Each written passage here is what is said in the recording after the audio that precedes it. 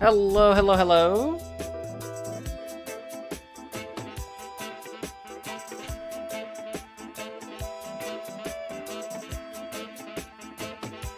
Swinging into chat here in a sec. Objection! I object! I object to your shunning! You can't shun me, I object. Do.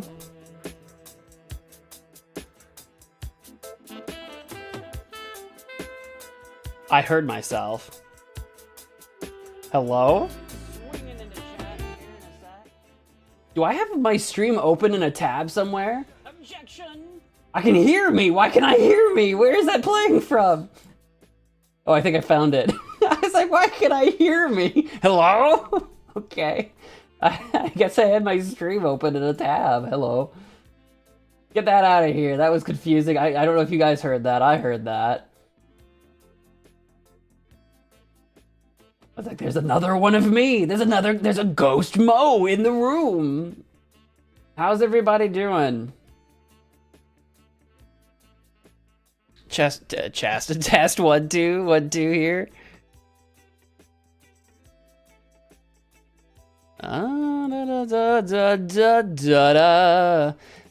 It's always that it feels like it's been forever since my last stream, but it's literally just been the weekend. We're back, baby. We're back at it. We have a full schedule actually now available. I put it out today on YouTube and in the Discord. So if you haven't seen it yet, I have a schedule for this week on what we will be streaming.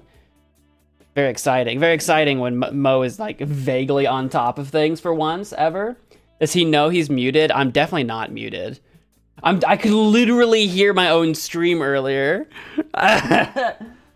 You can't I could hear myself. Here we go. My green screen is acting up a little bit though. Let me take care of that. That's gonna show up in the and I think I know why. It's gonna show up in the yeah. When we get to the actual game part, I'm sure. Oh no, what's going on? Hang on. It's not the usual. Well, wait, maybe.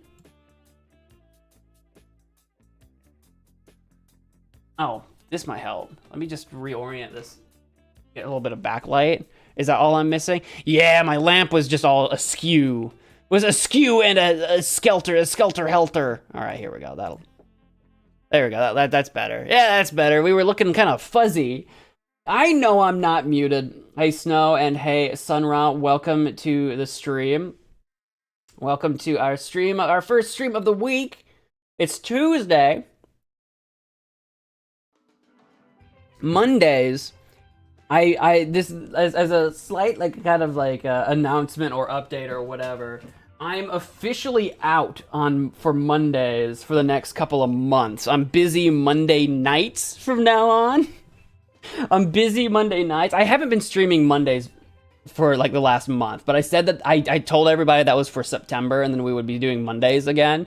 That is no longer the case. I am out Mondays from here on out, but we're reclaiming Saturdays.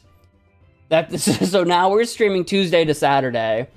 So we didn't last Saturday. That was unplanned. That was entirely I meant to stream last Saturday. Actually, I meant to stream over the weekend, both days if I could.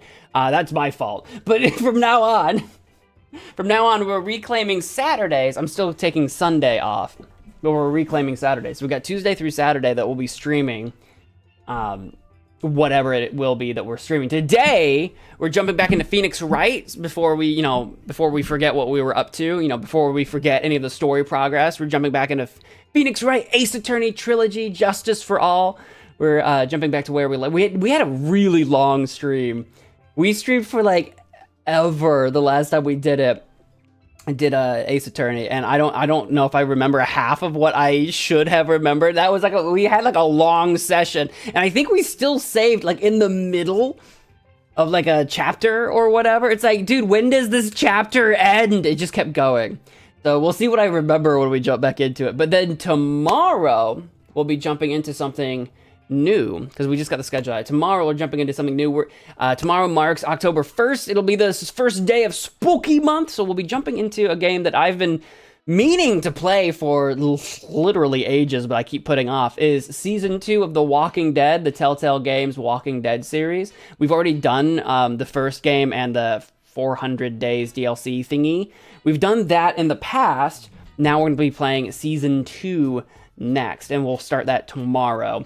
And then on Thursday, I'm kind of excited. This is completely new to me as well, but has been recommended to me many times throughout the years, is I'm jumping into playing Danganronpa, I don't even know if I'm saying that right, Trigger Happy Havoc on Thursday. And I feel like that's got kind of like a similar vibe to Phoenix Wright. We're kind of doing the detective thing, kind of the point and click thing, mystery thing. It's kind of the same vibe, but like a different sort of theme a little bit. So I'm very interested in playing that. That has always looked interesting to me, but I've never had the chance to play it, and I don't know much about it beyond what I've just said.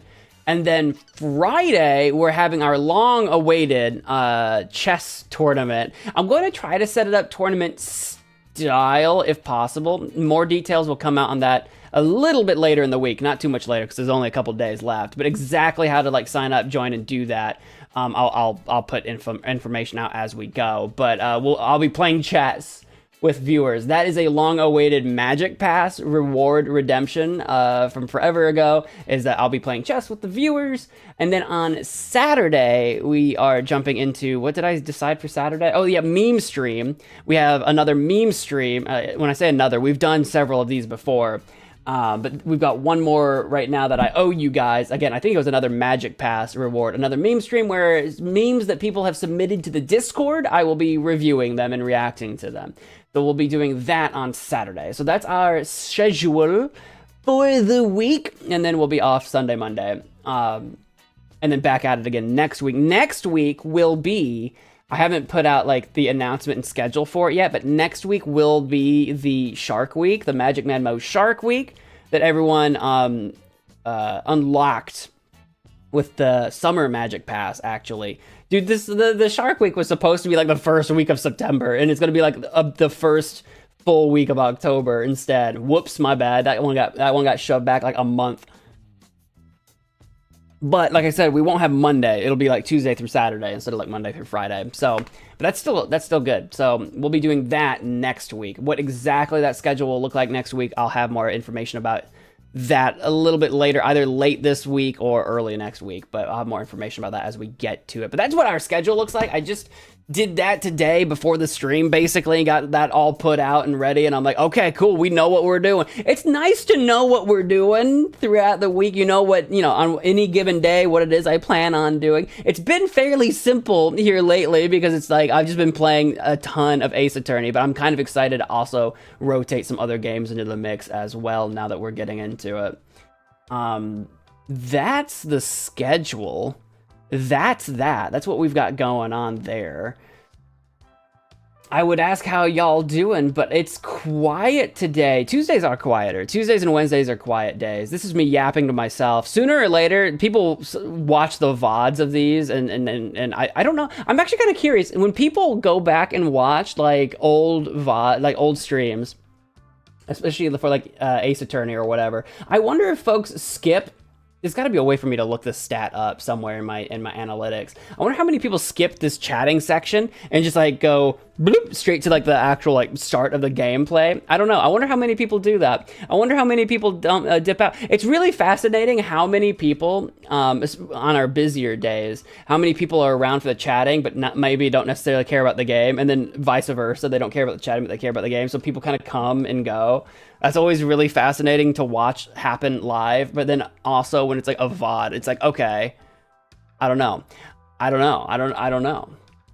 know if it were me, usually when I watch like a stream VOD, which isn't often, but if I do, it's usually because I want like something long to put on in like the background while I'm doing something else. So, and if I'm doing that, I don't really mind listening to the whole thing. It's mostly white noise more than anything, but I don't know how other people do it.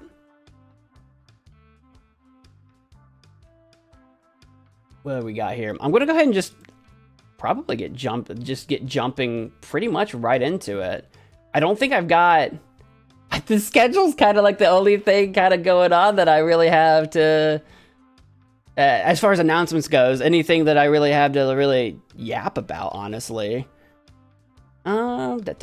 Phoenix Wright, Ace Attorney Trilogy.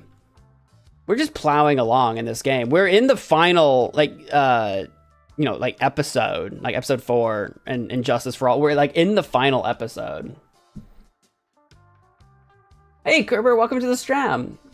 Your Ace Attorney streams got Capcom browning their britches and updating the trilogy 7 years after the fact, right? I'll take credit for that. They're like, holy crap, this guy, we gotta impress him. Hi, Corjan, welcome to the stream. I did see that though. I did. When is that? When are they update? Is that update coming out in October? I think, right? Hang on. When is that? When is the title update? Is what I think they call the Ace Attorney Trilogy title update. I saw that. When were they doing it? When was the date for it?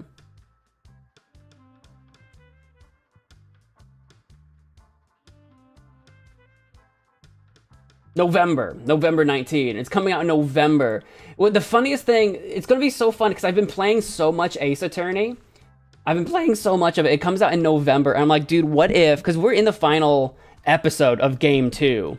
So what if I finish this episode and all of Game 3 before the title update even comes out? And then what do I do? Do I go back? Do I need to show it off? What do I do then? It is kind of funny though. The timing is really strange. The trial coming up is truly rancidly difficult. Oh boy.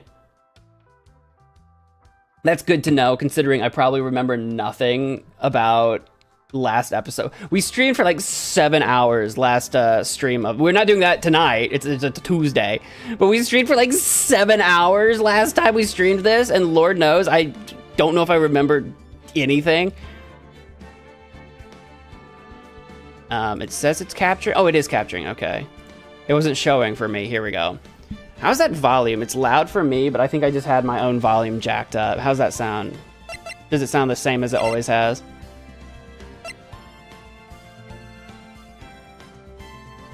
W, Mo. Thank you. I'll take the W. You move on to Apollo Justice, I guess. They're not updating Apollo, though. It's just the Phoenix Wright one, right? I think that's all I saw, is that they're just updating the Phoenix Wright one. They update Phoenix, and then I'm like, too bad, we're on to Apollo next. Is that the next one that I have not done any, as an Ace Attorney novice? I say novice, I mean, I've played at least one game now, but like, is that what comes after Phoenix Wright, is you go to Apollo Justice? Ban in my system! Turbo, welcome to the system. If the glove fits. I don't think there's a glove involved in this one, is there? Has anyone worn gloves? I think that we've got masks. I think we've got costumes. Because, oh shoot, correct me if I'm wrong. Which one died? The Jammin' Ninja or whatever? Is the one that's been murdered? Maybe I got that wrong. Maybe I've got that wrong already. We need to refresh my memory. Let's hit the continue. Hello, friends, and welcome to the Let's Play Ace Attorney Phoenix Wright Trilogy. I'm your host, MagicManMo. We're going to jump into where we left off in Part 1, 2, Investigation Farewell, My Turnabout. We're gonna jump back in. I think we left off at the, yeah, we're in the, we're in the police department. I don't remember what I'm doing here. I'm gonna take a look at my court record for a sec. Oh, do you see, I don't know if you, okay. It was like, it wasn't that it was lagging. It was like, on a delay. That was something, I detected something very, I think we're good. Lord knows this game makes my computer just explode for no reason. Hey, Racer fan, what's we've got, just to remind ourselves of what we even have. We've got the Attorney's Badge, Maya's Magatama, we've got the Nickel Samurai photo, which is just this. This is the Nickel Samurai. That's just like a thing. Press conference ticket that we didn't end up needing. We've got a radio transceiver. That's right! The killer. The killer has Maya kidnapped right now. That's right. We got Lada's camera. Very expensive item, valued at $1,600. Is stolen around the time of the murder. I literally don't remember picking that up. We got the hotel guide map. You can see kind of like where we were hanging out. You've got the core. You've got corridor. You have a corridor, but you have corridor, and we have on guard. And then you've got the hotel, you've got the Viola Hall that we spent a lot of time in, and the lobby. Okay, okay. We've got the crime photo of Corda's murder scene. Yeah, Corda is dead. Yeah, that's like the Jammin' Ninja, because he's normally got like a guitar or whatever. No, okay, okay. And then, yeah, we've got the guitar case. There is some water, but only on top of the lid. Yeah, I forgot about that. The guitar case was like wet. It's like wet for some reason. We'll be giving Wendy Old Bag that autograph. Oh yeah, did she want an autograph? I have to refresh my memory. We've got the wine glass found next to the victim. It's filled with tomato juice. No sign it's been drank.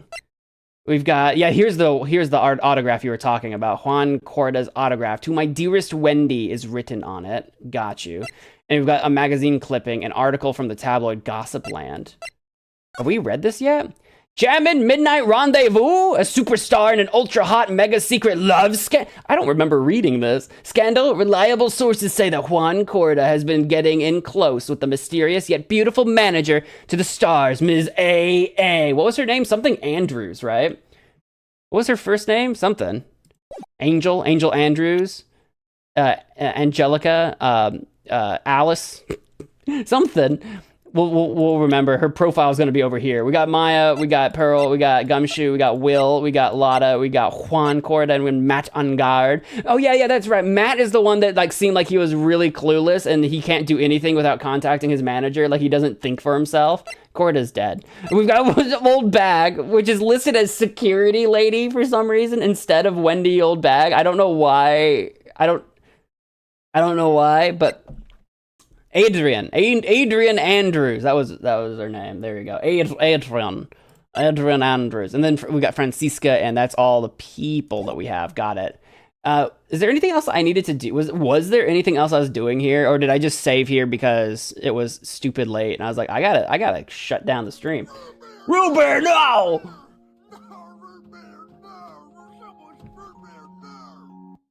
It's the spooky month for me, not for another few hours. It's still September. Wake me up when September ends. Paul Justice made a lot of divisive narrative choices that only became more divisive when they proceeded to not really follow up on any in the next two games. Wow, really? That doesn't sound good at all.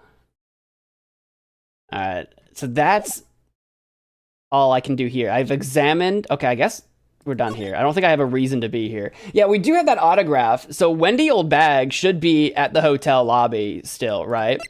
Should I just, for giggles, before I do, is there anything going on in my office? Is there anything here? Do I have anything new? I'm just curious, because I don't think we need to be here. Nope. Is there anything going on actually at the detention center right now that I'm worried about? Any new talking options since I've wandered around a little bit? Isn't is he hiding anything from me? No. I could probably present some stuff to him, but we're gonna leave you alone for now. I just wanted to look around. Present to Pearls? Dude, I wouldn't even know. Where am I? Why am I here? There, go to the hotel lobby. I wouldn't even know where to start. I don't know what I have and haven't already shown her.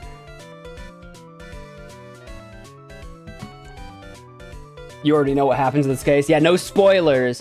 Wendy, you don't need to wear the fish bowl. Oh, she's hiding stuff from what you witnessed. She's hiding stuff from it. Why is she hiding stuff from it? I don't remember. We're gonna have to deal with that. Do you want... just for giggles, do you have anything on the magazine clipping? Does this mean anything to you? I don't have anything to say to delinquents like you. To delinquents like me? Wait, are we? Dude. Did I upset you? I don't remember. She's clamming up like the old clam she is. Girl? Please, anything would be helpful. Well, then how about I tell you my measurements? I don't think that's gonna be helpful. No, that's okay, really. I wouldn't know what to do with that information. I don't know what measurements mean. I mean, I know it's like, what, bust, waist, and hips or something. I'm like, I won't know what to do with that information, lady. She really doesn't like you, does she, Mr. Nick? I guess. I know. I guess not. Do you want this? I don't have anything to say to delinquents like you. Okay, so she really has nothing she wants to say to it. How about we, I truly don't remember what she's lying to us about. What was the topic? What you witnessed. So she's refusing to talk about that. Let's just see where this goes right now, because I don't remember where we left off. Oh my goodness.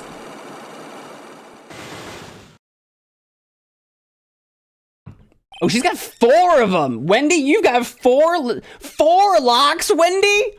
Dude, clamming up, oystering up, turtling up, all the ups. All right, I'll be honest with you for now. Then please, tell us what you saw. But oh, what a waste. That here I have a perfectly good chance to have a little fun at you young'uns' expense. I am a little devil after all. No, you're a little astronaut after all. Doesn't that imply you aren't a good person? I don't think she cares. I think she's okay with not being a good person. Oh, dude, we've already taken damage from something at some point. All right, I'll give you what you want. Oh, well, apparently she wants the autograph. Guys, I probably wouldn't have remembered that, but apparently that's what she wants.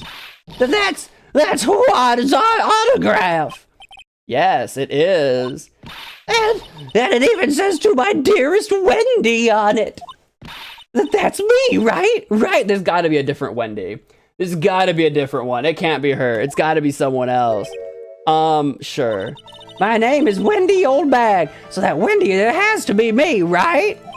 Well, it may say Wendy, but somehow I don't think Juan had this Wendy in mind when he signed it. That's what I'm thinking. But I don't know another Wendy, so if it gets me what I need. Oh, please give it to me. Please, let me have it, please. I don't know. If I give you what you want, you'll have to give me what I want, and I want knowledge. I want information.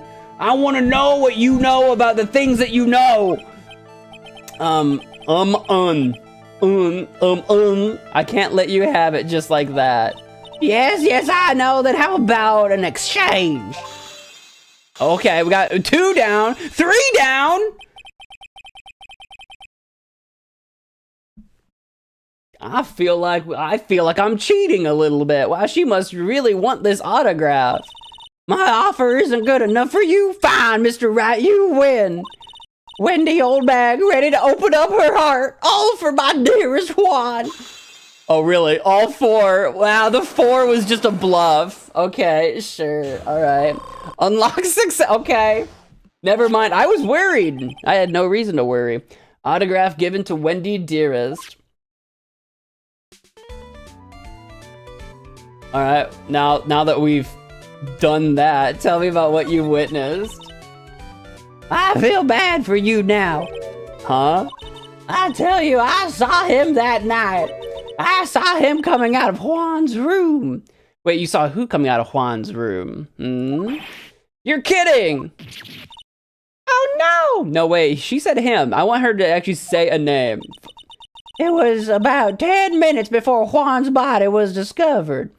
Like, are you saying you did, in fact, see, Matt on guard coming out of Juan Corda's room? Is that what you're saying? It was just a coincidence. I was on my way to the toilet, minding my own business. And did you tell that to the police? Well, of course. I thought I could get a gift certificate or 2 out of it, maybe more. Gift certificate? I've been recruited again for that part at the trial. You know, the trial tomorrow. This time you're gonna get it. I'm gonna work hard to get your client pronounced guilty. But Mr. Ungard hasn't done anything bad. I don't care about the details like that. I know he did my dear poor Juan in, I just do. That yellow-bellied chicken. A yellow-bellied chicken? I wonder what that would look like. A chicken with a yellow belly. I trust my senses. I know when someone did something bad, and I say he did it. What did Mr. Ungard ever do to her to deserve this? I think she's just a particular fan of Juan. Tell me about Ungard's past, if you will. What did Mr. Ungard do to you to make you so... Hey, Derica. Cutely kicks down door. Oh, no. No! Ah, kaboom! as you say. Welcome to the stream. You don't know? I don't. Please go on. That guy, he framed my Juan. Framed him for what? He created that scandal that plagued poor Juan. Oh, the news article one? Okay. Mr. Nick, What is it? what's a scandal? It's like a sandal with a K in it. Oh, I'll tell you about that after we get home, okay? Poor Juan led astray by the wiles of that vile temptress. Mr. Nick, what do vials and wild temptress mean? You mean wiles and vile temptress. These are a lot of very difficult words for you. Ah! How about we just listen to what Ms. Oldbag has to say for now, okay, Pearls? We'll go do the dictionary stuff a little bit later. So, Ms. Oldbag, who is this woman you're talking about? It's gotta be Adrian Andrews. Adrian Andrews, of course. Who else? That guy, he shoved the girl onto Juan on purpose. Like in front of like the paparazzi or whatever? His own manager, but why? I thought lawyers were smart. It was to create a scandal to make Juan lose face. That girl drove Juan into a scandal that dragged his reputation through the mud. Sounds like a pretty standard definition of a scandal to me, I suppose. Why do you know about that anyway, Ms. Oldbag? She probably follows up. She probably reads all the tabloids. I'm one of Juan's biggest fans. I'm always out there gathering information. There's nothing I don't know. And do you have proof that Mr. Angard did what you say he did? Next week's issue of a certain magazine says so. Ugh, of course, a tabloid. Are you working with Lotta hard on this? Next week? Doesn't that mean it's something people don't know about yet? Yeah, someone's got the scoop. Why would Ms. Oldbag have information like that? And where did she get it? Alright, so we know she knows more than she's really letting on. Alright. So, let me get this straight. Juan Corrida has been getting in close with the mysterious and beautiful manager to the stars, Ms. AA. But Andrews is already Matt Angard's manager, isn't she? Whose manager does she belong? Does she work with? Yeah, Angard. Yeah, that's Angard's manager. So basically, the accusation is that Juan was trying to set Andrews up with Angard.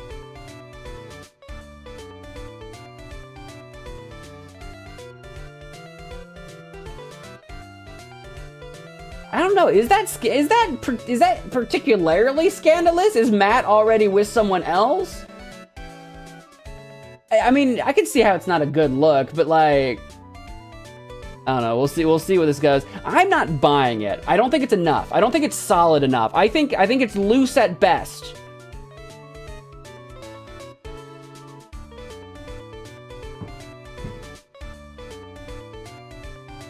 This case gets dark quick.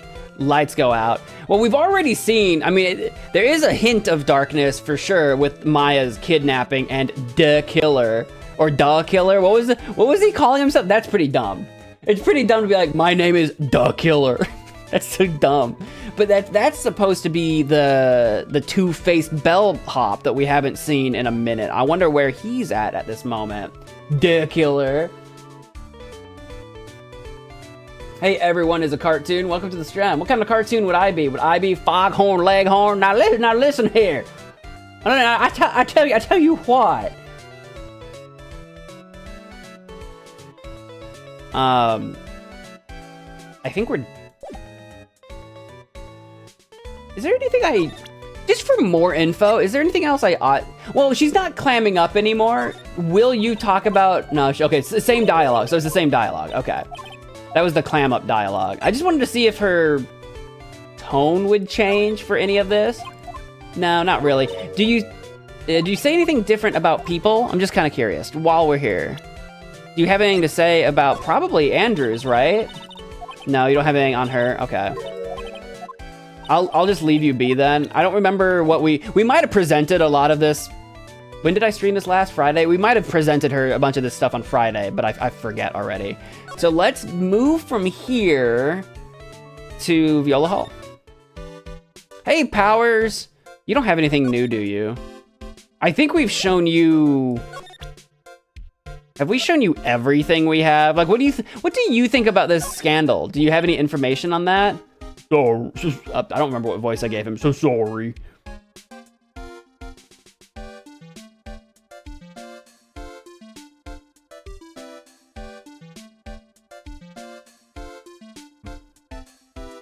You said a mouse survived 2 traps? That mouse is like that mouse is like the Super Saiyan of mice, dude. Alright, so he doesn't really care about the scan. Do you know anything about this wine glass? I mean, I doubt it. I know that if there's anything we haven't shown... Oh, he does have something in the guitar case. That guitar case, that was Juan's. I'm guessing you've seen this case before? It's pretty famous by now. It stands out because it holds the bright red guitar. The bright red guitar, the Jammin' Ninja's signature item. But if the guitar is so important, how could he forget it for the award ceremony? That does seem a little strange.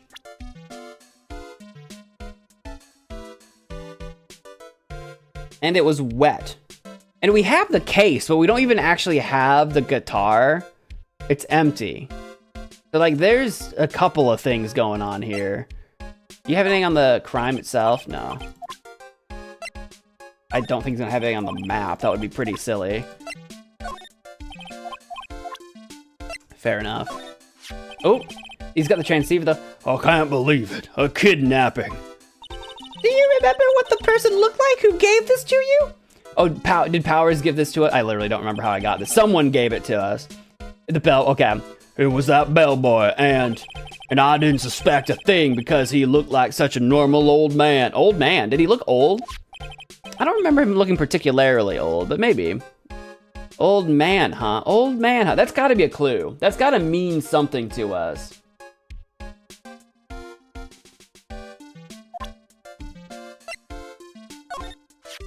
They called this so suddenly that something about it just seems off, you know? Yeah, the ticket. You mean the press conference? Yeah, he said there's something I'd like to confess if I win. I heard he faxed his request for a conference into the office only yesterday. And yet Matt on guard, when we talked to him, claimed to know nothing about this conference. That he allegedly had things to say. Boom! Yesterday, yeah, that is kind of sudden. But I guess his manager set everything up somehow, so he was lucky. So it seems like, if that's true, Andrew set this up without On Guard's knowledge. Nice manager. And I think she's locked up right now. I think we know that she's hiding back. She's holding back. Nothing on the Nickel Samurai. That's the Magatama. What do you know about Andrews? Anything? Hey, that's Ms. Andrews. She's Matt's manager. Actually, I was interested in her for a little bit. Just a little. So Mr. Powers likes this type of woman? We're making judgments on your type now is what we're doing. What do you know about Ms. Andrews? Well, see, here's the thing. I don't really know her, you know? Huh? There's sort of a small rumor going around about her right now. A rumor? Ah, if you're interested, I'd be glad to share what I know. He's so happy. He looks like a lion that's just found his next meal. We probably have a new dialogue, but let me just run through a couple more people. See if there's anything else to get out of you. You got some in that old bag? I never would have thought I'd see her here of all places. Yeah, you guys would know each other a little bit. The last time we saw each other was during that really bad incident, you know? I mean, when I look back now, I think of the good things, so it's not so bad, I guess. Yeah, I would love to go back in time and relive a few of those good things, Chuckle. What's he referencing here? Wait, I'm sorry, what? Wait, what good thing? What are we chuckling? I don't remember. That case was so long ago. That's not funny. I don't even know the joke. What are we talking about? Yeah, I guess not. What good things are we talking about? All right, what do you got on Matt? Matt's younger than me, but you can practically see his star potential. His star potential? I got his autograph the other day. Feels kind of wrong now, doesn't it? I don't care what people say. Matt didn't kill Juan. I know he didn't. All right. Tell me about Juan. He debuted around the same time as Matt and everything, you know. Really? It started out small. First it was singing contests and swimming competitions. Then it was bowling tournaments. And then it was who could throw the best, New Year's parties. Juan was always trying to one-up Matt. I know Turnabout Samurai is the case that we're talking about, but what are the good things that Phoenix was chuckling about? That's what I don't remember. That's what I'm talking about. What are the quote-unquote good things that he was chuckling about? That seemed like a weird, like he was referencing something specific. But lately those two were escalating to more and more dangerous things. I thought that no good would come of it all, so I began to worry. Too bad Juan's story ended so soon. Nothing on Lotta.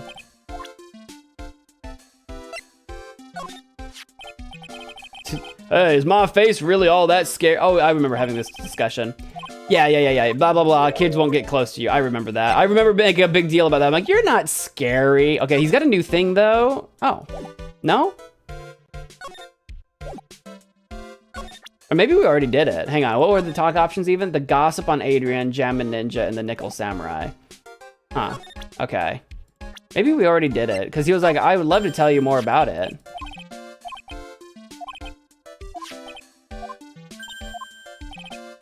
Yeah, small rumor. Okay, so we already did that. We've already been here and done it. Got it. Got you. I see. Well, no reason to go through that again then. Let's go to the hallway. Hey, Lotta. What you got? Oh, she's locked up. She's locked up like Fort Knox up in here. I've got her camera. She might enjoy that. Is she gonna talk to me about any of these things? Do you know anything? I told you how many times now I'm a journalist. I got so much info running laps in my head, I forget things here and there. Please don't get so worked up over this. All right, so yeah, she's got nothing on that she's gonna give us. I don't know what we've shown her at this point. Let me run through a couple things here. I don't think she's gonna tell us anything. We should probably just do the lock. Because is that what, are we gonna do the same? Like, we gave the autograph to Wendy. Are we just gonna give her camera back and knock out the locks? Because we apparently have her camera that I'm sure she desperately wants to have back.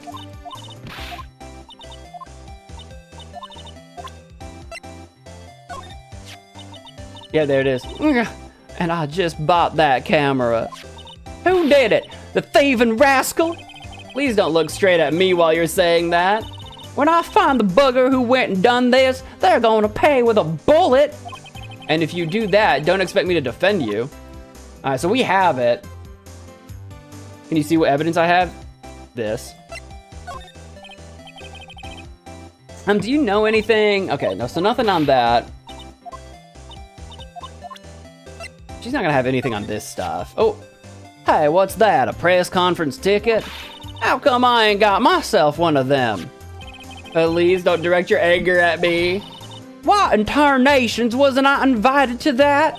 How come someone on the bottom of the popularity chart like you got the info, but not me? Info like that is worth nothing to you, am I right or what? Is that the kind of person she thinks I am? Are you going to stand there and take that, Mr. Nick? I am. I really am, though. Anything on the samurai? No. And that, before we hit the Magatama, what do you got on these people? If anything, probably not. She's got one of them personalities like she's whipped without her whip.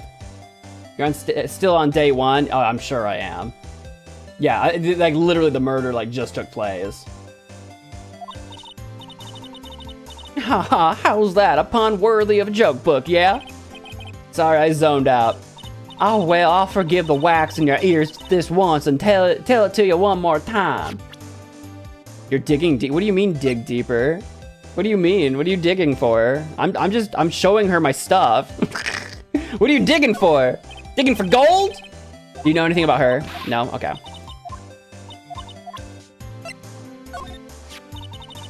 Anything about the old granny? This old granny, I started to use her voice for a second. this old granny, she kept on glaring at me with those eyes of hers as if it's my fault.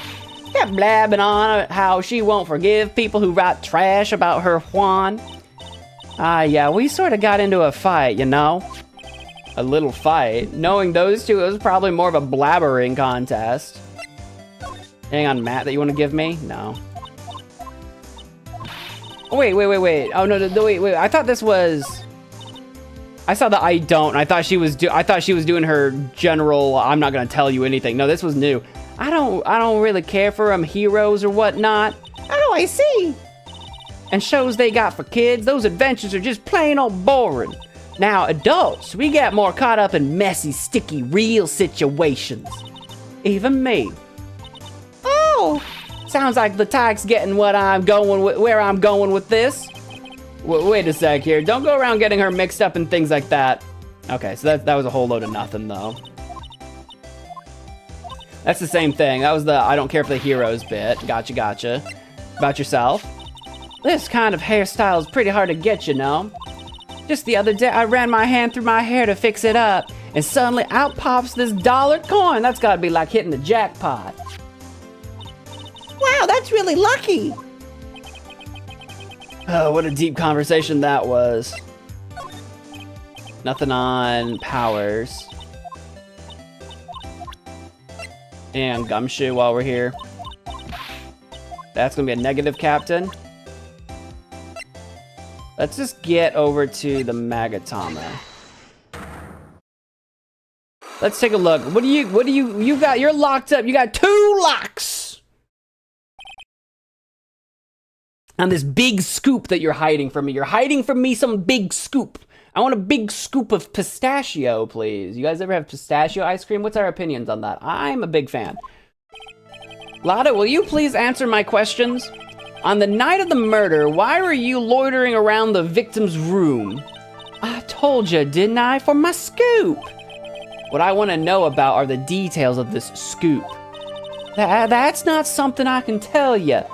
I mean, that there's my bread and butter. All right then, an unpleasant tabloid photographer looking for a scoop. I'm going to say that you were looking into a scandal. Okay, I think I know what scandal. Could it be that you, Lotta Hart, were looking for a break with a huge story? Perhaps an unfolding scandal between Juan Corda and this person? Yeah, okay, yeah, we know that. Between Juan and Adrian. Take that and rewind it back. This woman. She's Adrian Andrews, Matt Unguard's manager. The Nickel Samurai's manager caught secretly meeting with his rival, the Jammin' Ninja.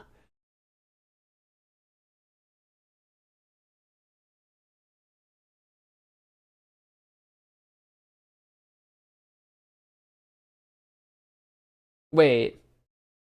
I thought...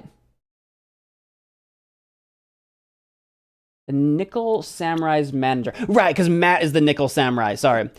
I literally got them backwards in my head for a second. I'm like, wait, who's having an affair with who? Like, I had it backwards in my head for a second. I'm like, that does not add up. Okay, no, just continue. It would be the hottest story of the season, wouldn't it? Matt's the Nickel Samurai. You're pretty good at this guessing thing, Mr. Lawyer. But you can't just make up any old thing and think it'll make the papers. You gotta have backup. Backup? Yeah, you gotta have that news sauce. I've never heard the word news sauce in my life. You mean news source? Oh, okay, well, that's different. That's it. So show me something that shows a Juan guy had something with Ms. Andrews. Well, if we're talking about news sources, I assume that's the magazine clipping from the tabloid. This is the article from a certain weekly tabloid. Jammin' Midnight Rendezvous. To the mysterious yet beautiful manager to the stars, Ms. A.A. Ah! Mr. Corda didn't have a manager of his own. Right. What's more, his rival, Mr. On Guard's manager, Adrian Andrews, she has the initials AA. You saw this article and then thought to take some pictures of them as proof. That's why you were lurking around Mr. Corda's door last night. Wah! Wah! Wah! She's Waluigi now. Wah!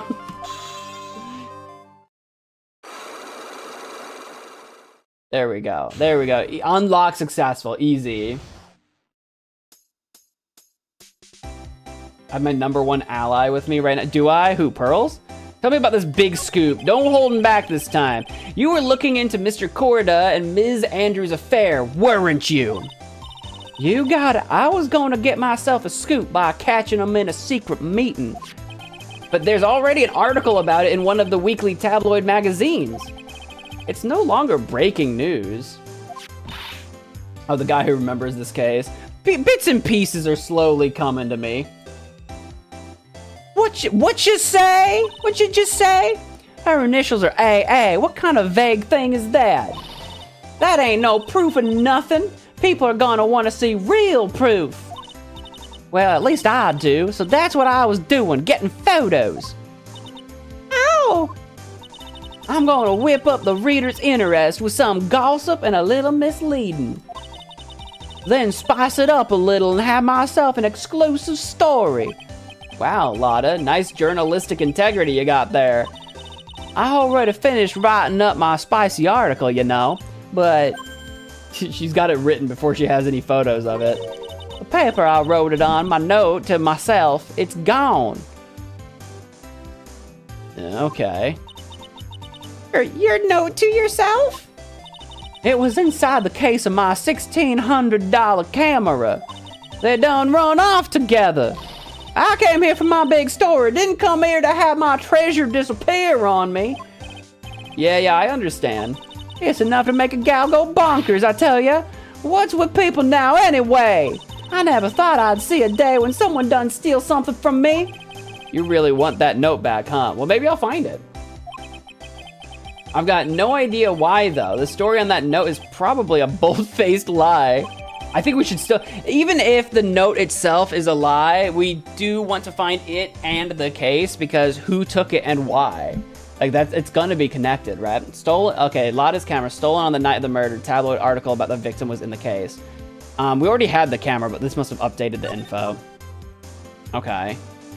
That's all I got there.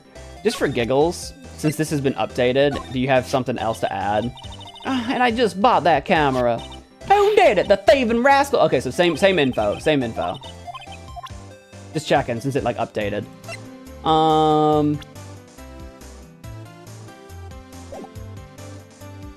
You hold on to that thought. Let's go check out, just for giggles, let's pop into Corda's room. Anything happen in here? Anything change? No, just a bunch of teddy bears and animals. All the same situation over here. All good? Okay, let's get out of here. It's a lot of teddy bears. That's gotta be important for something somehow, right? That's gotta mean something. All right, Ms. Andrews. I got some bone to pick with you. Should I present anything to her or just go straight for it? What do you got going on? Take that and rewind it back. What if she's the murderer? Maybe I don't want to be in this room with her and that sword on the couch. There's a sword on the couch, dude. Did you see that? Motive for murder. She looks like she's got the stone cold eyes of a killer, right? Why was Juan Corrida murdered? If you ask me, I think you know the reason he was killed. Oh, what voice did I give her? I literally don't remember. Why are you hiding things?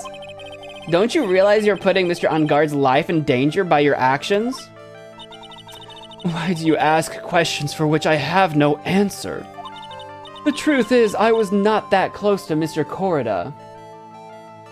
You don't think I have what I need? I might not. We'll find out. I don't remember what we need yet. Let's see if we can figure it out. You were not that close? That's right. I've never been good at being intimate with another person.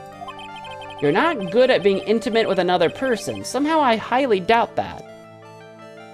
Oh, we need proof that she's intimate with people? That seems kind of saucy. We need some saucy candid pics. Do we need...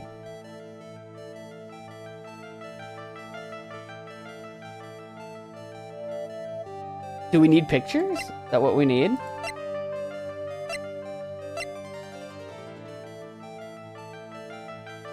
The article? Do you think, is the article enough?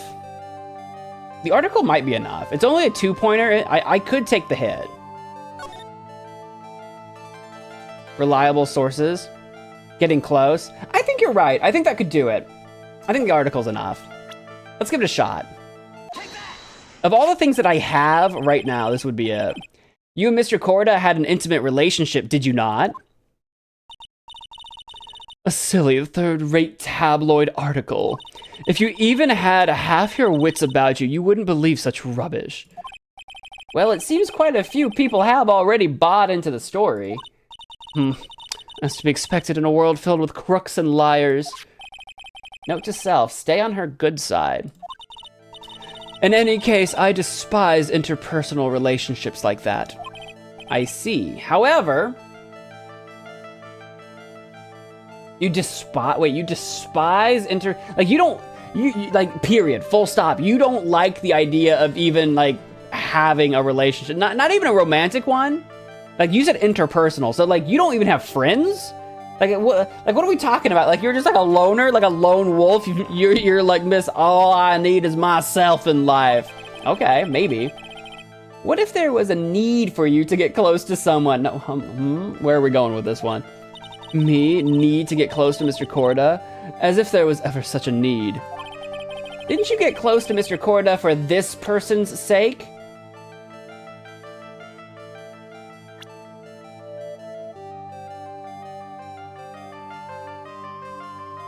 Well, if she got close to anyone for anyone's sake, it would be for Matt's sake, would it not?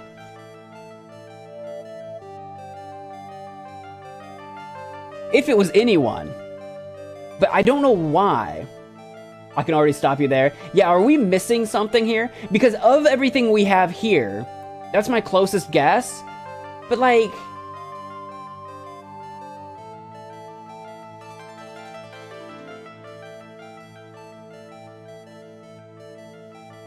But, like, that doesn't...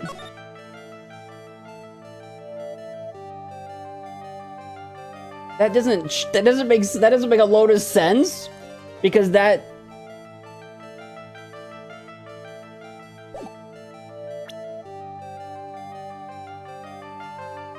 doesn't make a lot of sense.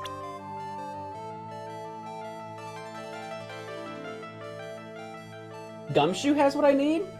I didn't even run into Gumshoe. Oh, maybe is he back at the office now that we've talked to Lotta, maybe? I don't even know where he's at right now. But maybe he's back at the police precinct? Maybe. Because that room was empty last time we were there earlier. So let's leave for now. Because, yeah, I'm just working this through in my brain. Of everyone here, my closest guess is Matt, but I have no reason to know why. So I'm not gonna do it right now. We'll come back. We'll come back. I'm okay with that. Because there's clearly some weird shenanigans going on with the three of them, right? Between Matt and Juan and Adrian here. Between the three of them, there is some shenanigans afoot, but I don't... We're missing something. But what are we missing? But what? What are we missing, okay? Yeah, Powers is here.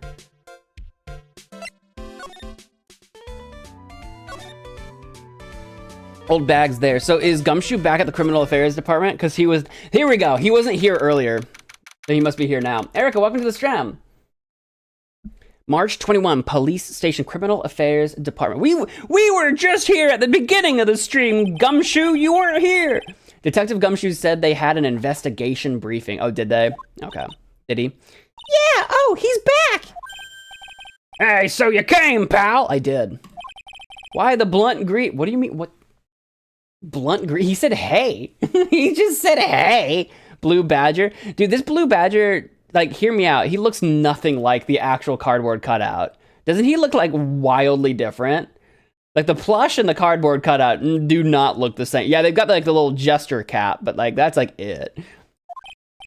Because there's nothing to be friendly or happy about.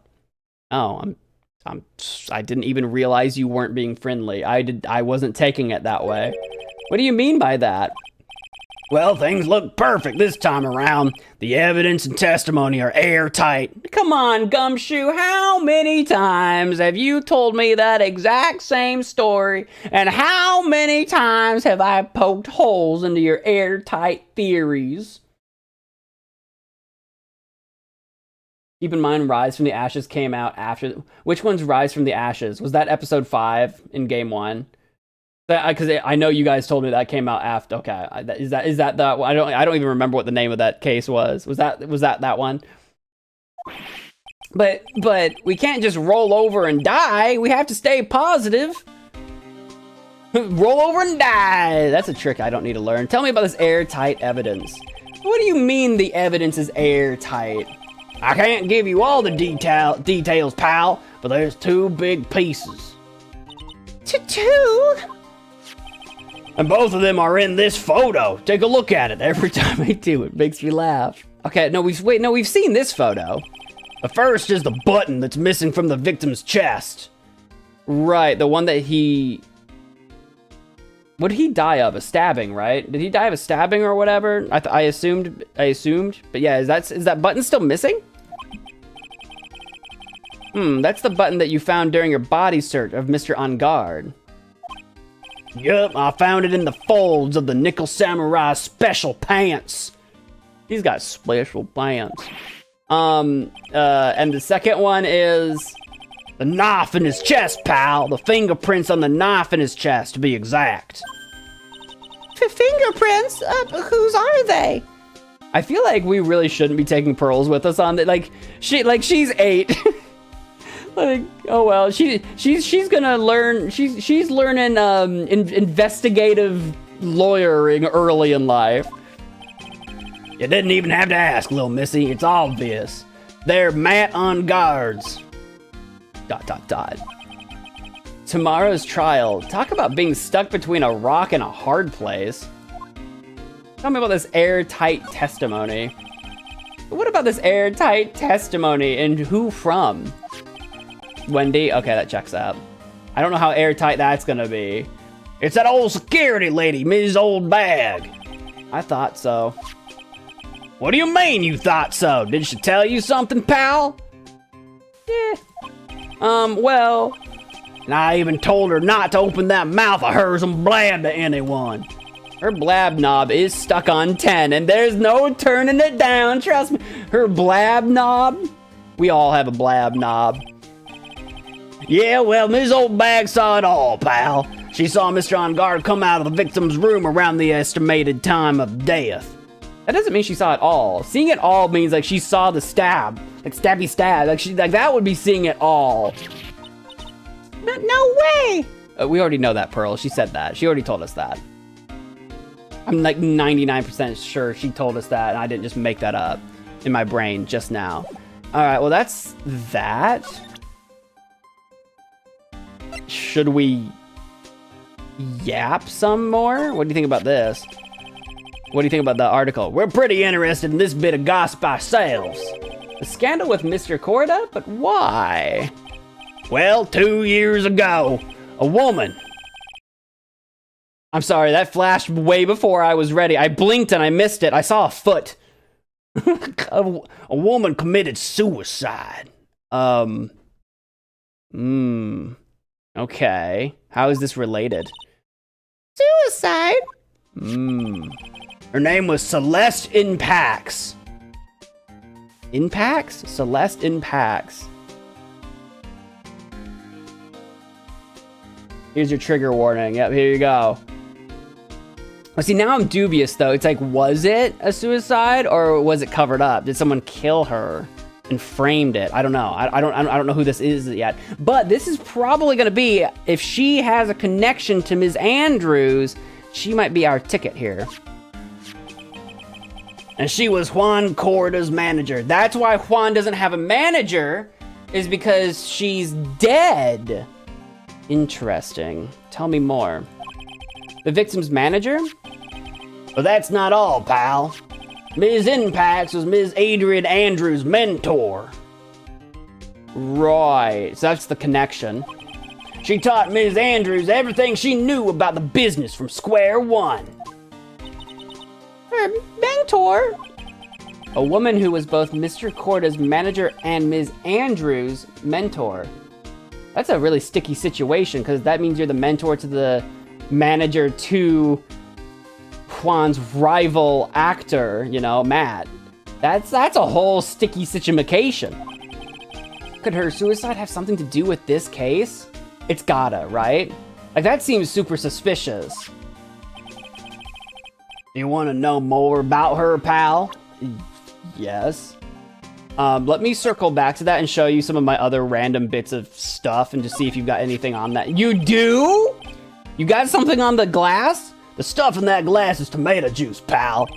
Tomato juice. Should have had a V8. I should get sponsored by V8. I would. You know how people have like freaking energy drinks and stuff that they like gamer sups or whatever the frick, you know, whatever, like energy drinks. I want to be sponsored by V8. I would have a V8 like every single stream. I'll contact them. I'll email them. Hey, do you need a streamer? I heard the victim really loved that stuff. Favorite drink in the world. It was his favorite drink? First time I've heard of that. That must be news. All right. I don't know what we're gonna do with that information, but what can you tell me about this guitar case? Oh, that? This is just what I heard, pal, but that's the Jammin' Ninja's signature item. But the guitar wasn't in his hotel room. Yeah, we looked for it, too. It's not normal for a person to forget to bring their most famous item to an award show. It's starting to sound like that red guitar is related to this case after all. I've believed that from the beginning, Phoenix. We gotta find that guitar. You look at this photo and you can't help it. Yeah, this is the crime photo. We just looked at it a minute ago. Yeah. It makes you want to say, I can't believe this is the scene of a murder. I can believe it. It looks like a murder. What do you mean? Stabbed with a knife after a struggle. A clue is sleeping in this photo somewhere. I know it. Sleeping? Is that a clue? I mean, it is a little strange that we've got like a busted vase, flowers on the floor, a knocked over soap dispenser. Like, we've got stuff knocked over. Like, stuff has been knocked over and skewn across the floor, but somehow the tomato juice is still standing. That's, I think, the big clue here. I think the tomato juice was drank or placed after the murder happened, which is a little bizarre and a little strange, but I think that's what happened.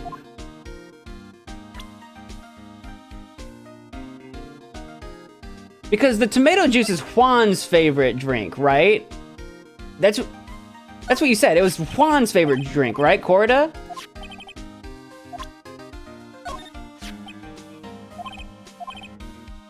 I heard the victim really loved that stuff. Yeah. Okay. I don't know how it's gonna come up later, but it's going to somehow. His neck's on the line if he leaks any info. Nothing there.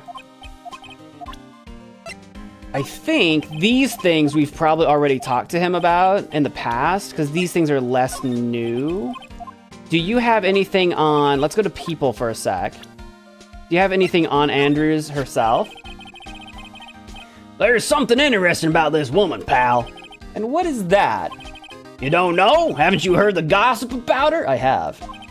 Gossip, huh? I wonder if he knows anything about that article. Yes, he does, and we already went through that. Old bag? If I'm caught leaking info here... Okay, nothing on old bag. You have anything specific on Matt? Hey, why don't we let bygones be bygones, pal? Look, this guy is guilty. A buck says a buck? I'll wager a buck on that. $1? You sure you're not talking about Pearl's allowance money? I can't bet any more than that. My salary, it doesn't matter what we think. I still have to defend Mr. On Guard in court or else. Mr. Nick! We're gonna be fine. Ask about Celeste. Oh, was she even an option? I didn't even see the arrow. She might be on page 2. I didn't even notice yet. We can go back around to that. I'm not a real fan of action shows or anything, but I know who Juan Corda and Matt On Guard are. Juan Corda, though, he was always desperately trying to be better than Matt On Guard. Right. Do I have a second page? I don't. I can't ask about Celeste. She's not here. But I think we need to go to the talking section, if that's what you mean. And then we can. If he's got more in the talking section, now that we've talked about the article, that might be what you mean. That might be what you mean. And we will do that. We'll get to there. We'll get to that in a second. I'm covering my bases here. Okay. I think we're done though. I think that's everybody that could possibly be new. And we've got the Celeste in PAX talking option. She was the victim's manager and was also Ms. Adrian Andrews' mentor. It's been 2 years since her suicide. Now those two are linked again by another death. Or maybe it's just a coincidence. Hello? Phone call? Wah! There she is! I'm getting sick of dealing with one foolish idiot after another. It's Von Karma! Are you following me, girl? There's Von Karma! Objection! You can't seem to stop allying yourself with the enemy, can you? I don't need a traitor in my midst. You don't mean... I do, Scruffy. Objection! You have 30 minutes to get out of here. You are no longer needed. Goodbye. Oh, she's kicking Gumshoe off the case altogether. She's giving him the boot. Well, you know what? If Gumshoe's off the case, now he can work for me. Come on, Gumshoe, you're with me now. In fact, Gumshoe, you work for me now. Here, I'll pay you under the table. I know you need the money. That's... Well, wait, please wait, sir. If I don't get this month's pay, I'll stop. Quiet. Wait, is he straight up not gonna get paid? She's firing? Can she do that? She's not the chief. She's just a prosecutor. The Japanese rules and Japanese laws are bizarre. Like, this is not how it works in America, by the way. I don't care what you say. This is just not how it works in America. These Japanese rules are bizarre. Quiet. If it weren't for traitors like you... Who's the question marks? Who's the question marks? I would have won. Is that what you want to say? This cannot be the Edgeworth reveal right now. Who? Hello? Whoa! Is it? Someone, because it has to be someone that would know what she would say. Someone that knows her knows her well enough to finish her sentences. Who? That voice. It is! Edgeworth! Back from the dead that we all knew he wasn't dead. We all knew that. But for some reason we think he is, but he's not. Edgeworth! It's been a long time, right? He's here! This is Mr. Edgeworth? What am I going to do with you? Still blaming others when things go wrong? You haven't changed a bit, Francisca. She's not elated. I think she also knew that he had to be out here and alive somewhere. She also knew that, but she's not excited to see him. You, how dare you show your face to me without a shred of shame upon it? You've soiled the Von Karma name, dragged it through the mud. What was that? Did she just whip herself? What was that supposed to be? I'm gonna assume she's just whipping in place. You even ran away with your tail between your legs like the ill-bred dog you are. Are you talking about the Von Karma family creed? To be perfect in every way? Then let's hear it, Francisca.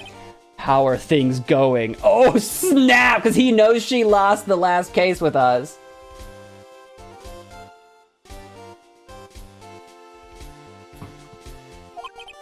I hear you are having a rough time maintaining perfection in this country. Oh, the smug look on his face as he says that. You're in the big leagues now, and you can't hang. You seem to be getting crushed under the weight of it all.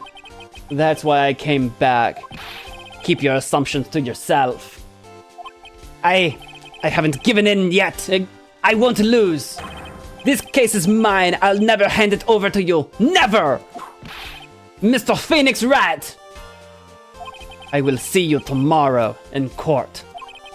It will be a clinical lesson on the meaning of total victory. Oh, I hope so. I'm rooting for you, Francisca. I have very conflicted feelings about my place in all of this. Still the same wild mare she always was. Imagine calling your, like, adopted sister. I guess that's what we'd call. I almost said sister-in-law, but no, it wasn't marriage. It was like adoption.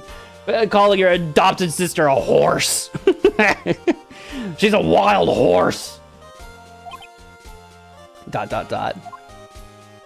Well, I have so much I want to talk to you about.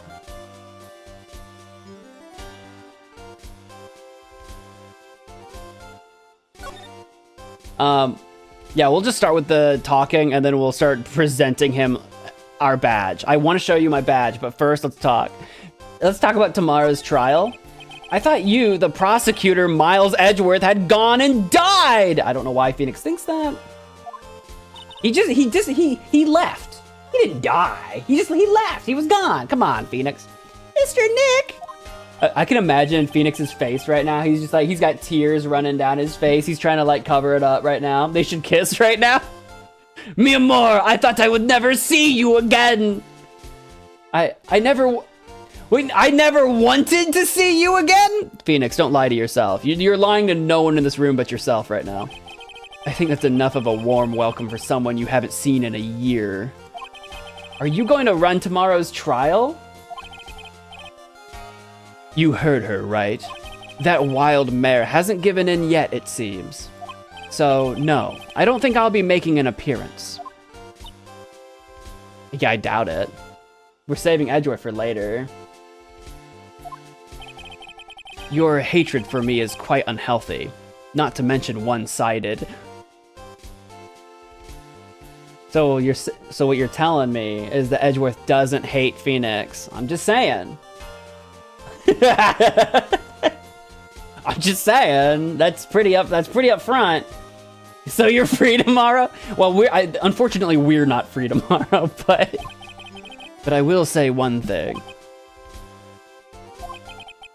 You can't win on your own at the trial tomorrow. What's that look? Are you gonna give us something? You got something for us? Do you have something that's gonna give us an edge in tomorrow's trial? I'll see myself out. What is that supposed to mean? I have something definitive that you lack. And working together is the definition of teamwork. The power to find the truth. The truth? In order to understand this case, you have to understand a certain truth. Well, if you ever feel the need for my assistance... Objection! It is available to you. I'm not in charge of this case, so I can be a bit more generous with information. Just what is going on inside his head. Oh, to pick his brain. Proof of Von Karma blood. Go on. The plush in the background, that's the Blue Badger. A lot of things may have happened. However, Manfred Von Karma was still my mentor. And a perfect win record is proof of a Von Karma. 1 year ago, you could not establish guilt in a few cases. Are those losses the reason you suddenly disappeared from the prosecutor's office? Did you leave because you had lost your perfect win record? To think your motivation for prosecuting trials was so selfish. It's been better for everyone if you never came back from the dead, Edgeworth. Wow. Wow. Phoenix, jeez.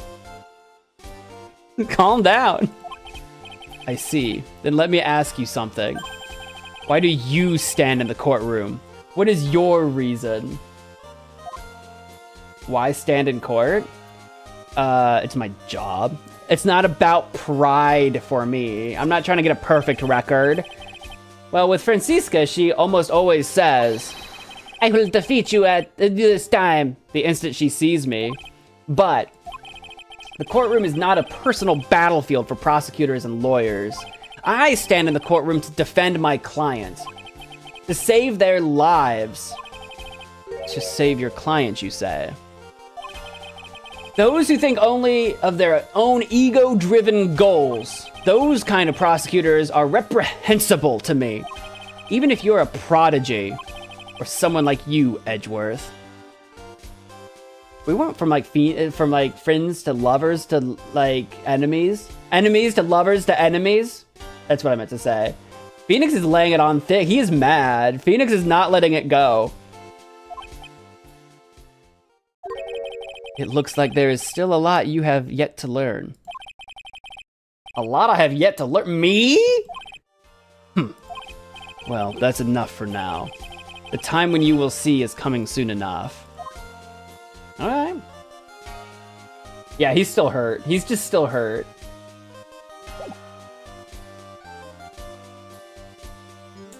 Why does every case have to be murder? Because we're like, I think that's our field.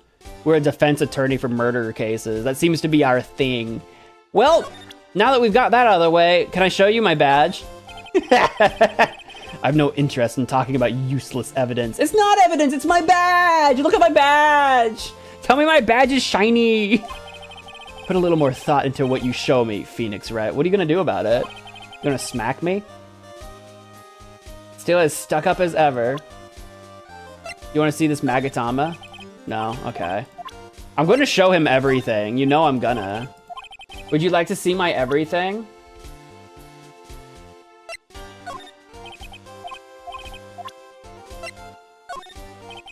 He has no interest in seeing my everything. It's quite disappointing, actually. I'm gonna do it, though. It's gonna be like the last thing I show. It's gonna be the article. He's gonna be like, oh wait, I read about that. I love tabloids. He's gonna be like, I read all the tabloids. Okay, so nothing on any of the evidence. But for profiles, oh yeah, we've got a second page now. We do, oh, and we got Edgeworth. Miles Edgeworth, age 25, a gifted prosecutor. He suddenly disappeared. Or he disappeared suddenly a year ago. And then we've also got Celeste Impacts, deceased. Was Andrew's mentor and Corda's manager, killed herself two years ago. So I'm gonna want more info on that. We'll come back around to that. I'm gonna just run through the list and see if he's got anything to say about anybody. We are looking into leads, but we can only look into a few key players with our limited resources. When you say leads, do you mean about her being kidnapped? Hopefully. There's no reason for us to waste our energy investigating this person. Okay, no, he's just, that's a generic everybody answer. Okay. Why don't you just tell it to me straight and say, I don't have any info? Okay. So he might not even know that she's kidnapped. Who, at this point in time, who knows that she's kidnapped? Does anyone know? We know that because of the transceiver. How many people know? Does Gumshoe know? I honestly just don't remember who actually. Oh, you got something about Juan? There is an interesting rumor about this man. You mean the one about Ms. Andrews getting close to him? But that's pretty common tabloid fare, isn't it? I don't take things at face value when there's more to be found. Okay, so he knows about the tabloid stuff and he's looking into that. While I was abroad, these deplorable types of actors became popular, I take it. Well, Refreshing like a spring breeze is his motto. Refreshing? And what is so refreshing about a spring breeze? Sounds like the pollen is not treating him well this year. You guys get allergies?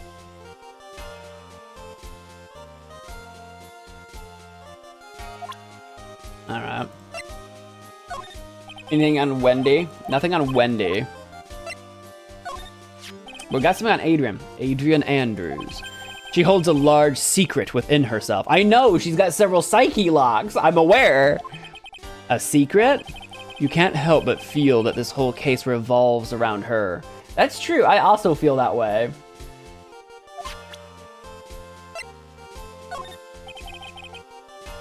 You don't have anything to say about Francisca? Alright, what do you got on Celeste? This woman is another key to solving this case.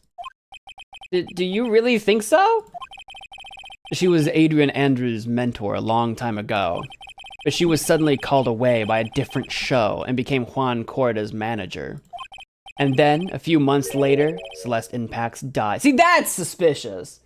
So she had just taken up the job working for Corda, and then she died. And then 2 years later, now he's dead. Like, she didn't kill herself. Someone killed her. Like, right? Probably the same person that killed Corda, right? Probably? But her death was ruled a suicide, right? I mean, that's nothing's a coincidence in my world, dude. That's crazy. I can't say that. Some things are a coincidence, but I don't think this is one of them. Yes. But there is still one riddle we've yet to solve. A riddle? I hope they fix some of those typos in the title update coming in November. A riddle.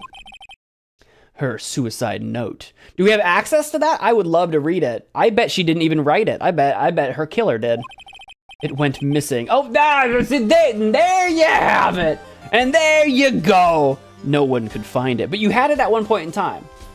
So if people had it at one point in time and then it was stolen because maybe the killer was afraid someone would find out that it wasn't written by the deceased, I'm telling you right now, there's something there to it.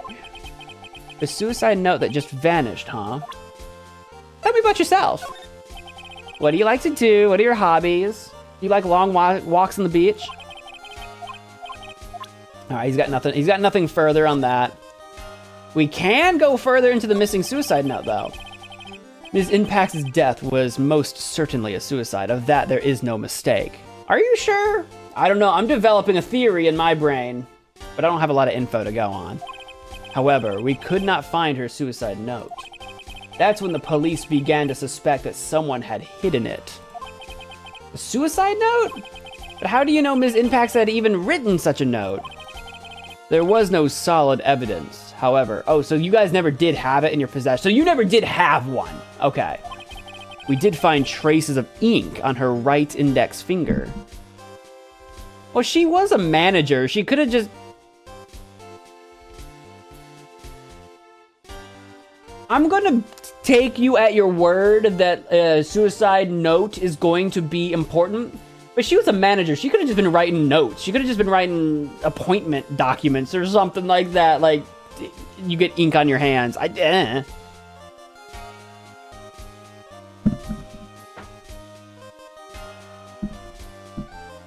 We maybe should tell him about Maya. What, Edgeworth? I feel like we should, but he didn't seem interested. It didn't seem like it was an option. Which makes the likelihood of a suicide note very high. I don't know about that, but sure, why not? But who would hide such a thing? The police think it was Mr. Juan Corda himself. Why? Why do they think that? Why? The victim?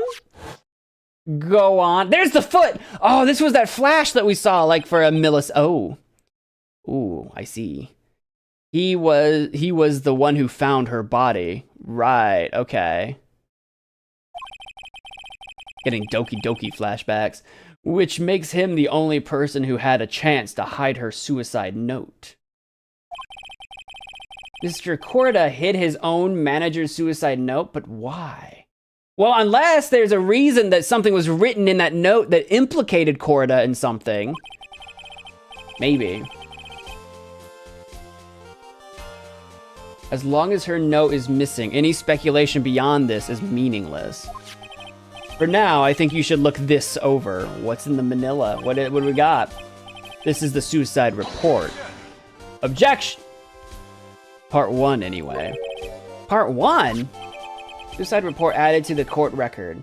Suicide report. Deceased, Celeste Impacts. Found by Juan Corda. Was her suicide note hidden? Question mark? It's not much of, that's not much of a report, but sure. Maybe I can inspect it. Can I actually inspect it further? No. But yeah, I don't think I can tell him about Maya. He doesn't seem to... Oops, I'm not in the present. I was like, where's the button? Yeah, he doesn't seem to care. At this time. What if I present... What if I... Whoopsie, wrong thing. What if I present the folder to you that you just gave me? I don't like to look through reports. I like suicide reports even less. That's fair. That's fair. Worst of all are the reports that have multiple parts, like that one. That has 2. There's 2 parts? And this is only part 1? Where's part 2? What you just handed me is the first part of the report. Here is the second part. Edgeworth, were you holding out on me? You're the one that just gave me so you gave me the first report. I took it from you. And then I was like, hey, have you seen this? And he's like, oh, this is the first report. Here's the second. What are we doing right now, Edgeworth? What is this? Here's the second part. The second part of the report is about an attempted suicide. The attempter's name? Adrian Andrews. So then she tried to kill herself after maybe after her mentor did, though? Because that would be pretty shocking news to receive. I'm sorry that Pearls is here to listen to all this. Pearl should not be here for all of this. Ms. Andrews, what did she do? Don't worry about it. She tried to... Yeah, I feel bad for I mean, Pearls is a medium. She does kind of have a grasp somewhat on the deceased and like spirits and stuff. But it still feels like it's kind of a heavy topic. Try to kill herself? She doesn't seem like the kind of person to try to do that, though. You think she's a strong career woman? That's just what she wants you to think. It is what she wants me to think. She wants me to believe that she doesn't get intimate, close, or even care about people. Meanwhile, clearly she was mentored by Celeste. So clearly after the Celeste thing happened, that's probably what did it. After her mentor died, assuming that this isn't going to turn into some cockamamie nonsense where Andrews is the one that killed her. But like, if they really meant a lot to each other, maybe that's why Andrews really closed up. She didn't want to get close to anyone because she lost her mentor. Yeah, Pearl should be watching cartoons. Get her out of here. We need to take her home. Adrian Andrews, she has a certain secret she's always trying to hide. Yeah, we kind of talked about that a little bit earlier. A secret? A secret. Her dependent nature. That's what she's really like on the inside. She's secretly codependent. So who's she dependent on now?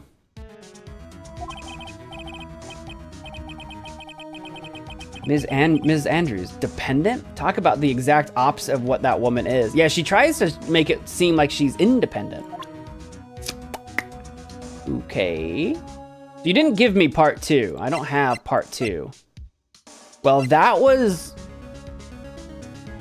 good to know. Oh, we've got more to say. Go on. What's this about Ms. Andrews having a dependent nature? Adrian Andrews' attempt at suicide was a few days after the death of Celeste Impacts. Yep, a few days after. Yeah, that fits the timeline I've created in my brain. And why did Adrian Andrews think about committing suicide? Because she had apparently lost her will to live. I think she cared a lot about her mentor. Lost her will, but why would she? What do you mean, what? Phoenix, put 2 and 2 together, Jesus Christ! Her pillar of strength, her mentor, Celeste Impacts, was gone forever, that's why. But why would that? Is this what they call following someone to the grave? Sure, I'm not really super familiar with that exact phrase, but that sounds about right. After her attempted suicide, Adrian Andrews started attending counseling sessions. I need to stop saying the S word so much. Like, I'm afraid YouTube, after this video, after this stream ends, it's gonna be like, and we're flagging the stream. After counseling sessions, she is someone who needs a person in whom she can trust absolutely. She needs someone, okay? And once she finds that person, she'll do anything she can to keep them near.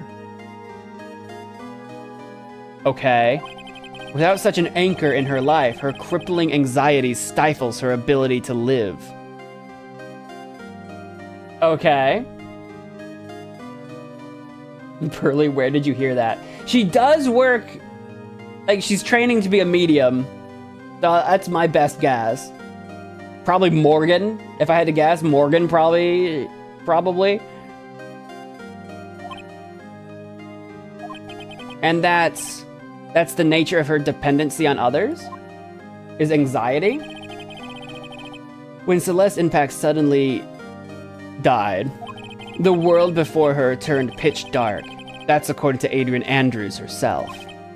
Then that means her super confident attitude. It's all a facade. She's only copying her mentor's behavior to hold herself together. How terrible. Attempted suicide report added to the court record. Reason shock from Celeste Impact. Okay. Hear me out. Little bit morbid, a little bit sick. But what if we commune with Celeste? Pearls, how far along are you in your training? Can you summon Celeste into being? Can we make that? Can we go back to the ritual chamber back at in your house or whatever? I know it's a little morbid, but you won't have any memory of this. You lose your memories when you do that. All right. Are we done here? That's all the talkie? No. I better show you this report. Maybe he'll keep talking. Appearances can be deceiving. It's such a cliche saying, but it's cliche because it's true. Ms. Andrews, to think that behind that unwavering brave front, she's been hiding this weakness and fear. Okay, nothing new, nothing actually new there. Gotcha. Okay, there we go. He was like hiding it. He was like, if I had walked away sooner, I would have had to come back and do all that. He was like hiding info on me. That should be the solution to every case, right? Just like, who's dead? Can we summon their spirit? Can we summon their spirit with Pearls or Maya or somebody? That feels like the obvious go-to solution, does it not? All right. Well, now that we have all of that information on Adrian, yeah, we should go pay her probably a pretty uncomfortable visit. I don't think she's gonna want to talk about any of this, but here we are. Gotta do what you gotta do. Oh, yep, here we go. March 21. Gatewater Hotel, on guard's hotel room. Oh, Miss Andrews is here. I hope so. This is where we left her. Why, is that a surprise? But it looks like she's talking with someone. Oh, see, now that's more of a surprise. Who's here? It better not be Francisca meddling in my business. I knew it! Now I'm following her! She's following me, now I'm following her. Francisca von Karma. Ms. Von Karma? What are you doing here? My job. Thank you very much. Well, you see, I'm his lawyer, so you've got some nerve following me around. You were following me earlier, I think. You know what? I don't know if that's true, but I am going to accuse you of it. You were following me, and now I'm following you. To be fair, we're all on the same case. We're all at the same crime scene. Following you? That's you, Ms. Von Karma. You're the one doing the following. That's what I was saying, Pearly. High five. Pearls. You're always following after that Mr. Detective with the little beard. With the little beard. Oh, don't come after him like that. Doing Gumshoe so dirty. Me following Mr. Scruffy. Following after Scruffy. Don't make me laugh. Let me show you something interesting, little girl. Oh, what is that, a dragon radar? Are you looking for the Dragon Balls? Beep, beep, beep, beep. It does look like a detector, right? Of some kind. Like, it's not like a metal detector that I'm used to, but what do you got there? What is that? What is that? An electromagnetic receiver. Yeah? Are you looking for ghosts with that? I planted a tracking device on that detective. Oh. So you are following him. So when Pearl said you're always following the detective and you're like, nuh-uh, I have a tracker.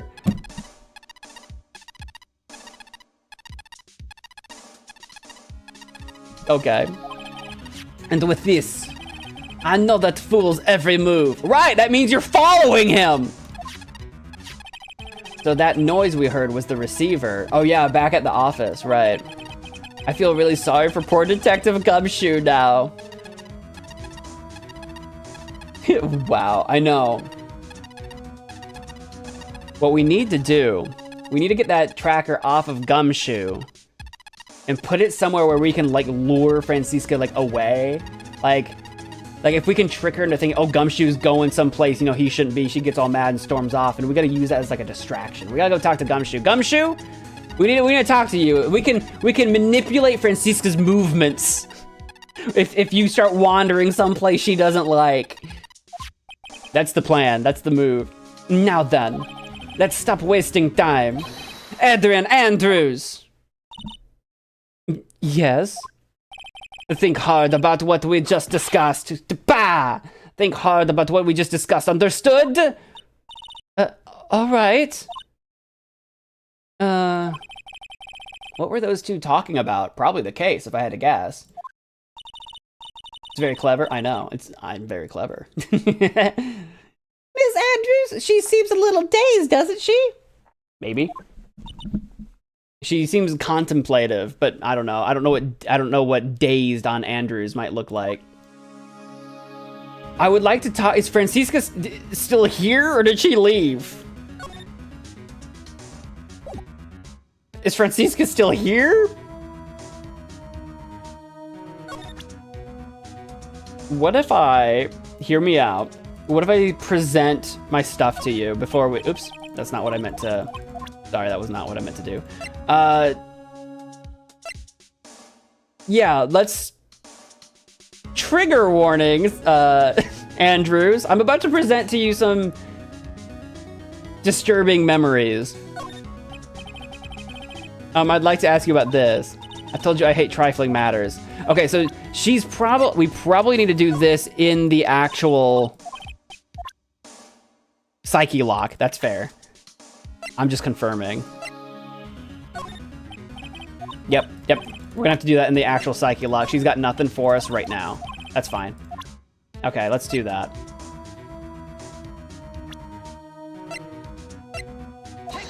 Take that! Bow! 4 psyche lock. She's as locked down as old Bag was. Motive for murder. Why was Juan Corda murdered? If you ask me, I think you know the reason he was killed. Why are you hiding things? Don't you realize you're putting Mr. Angard's life in danger by your actions? Why do you ask questions for which I have no answers? The truth is, I was not that close to Mr. Corda. You were not that close? That's right. I've never been good at being intimate with another person. False. You're not good at being intimate with another person. Somehow I highly doubt that. Now at this point, we actually present, because we actually did this earlier. At this point, we do the magazine clipping. You and Mr. Corda had an intimate relationship, did you not?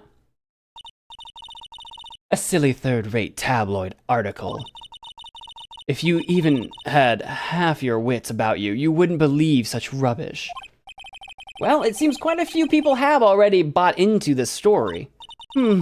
As to be expected in a world filled with crooks and liars. Note to self, stay on her good side. In any case, I despise interpersonal relationships like that. I see. However, what if there was a need for you to get close to someone? Me? Need to get close to Mr. Corrida? As if there was ever such a need. And there is! She's got a dependent nature, apparently. She needs to be close to someone as an anchor. Didn't you get close to Mr. Corrida for this person's sake? So at this point, we would have to present Celeste. You should see what happens when you pick Matt. I almost did when we were here the first time, because when we didn't even have a second page, I'm like, of everybody here, Matt would be the one to go to. But I'm not gonna. I'm gonna go with Celeste. I don't want to take a hit on this. It's 3 points. Celeste impacts your mentor. She snarls if you pick snarls. Hang on, I want to go back. I gotta see that. Celeste, your mentor. How do you know about Celeste? That's one lockdown. Ms. Impact, she committed suicide, didn't she?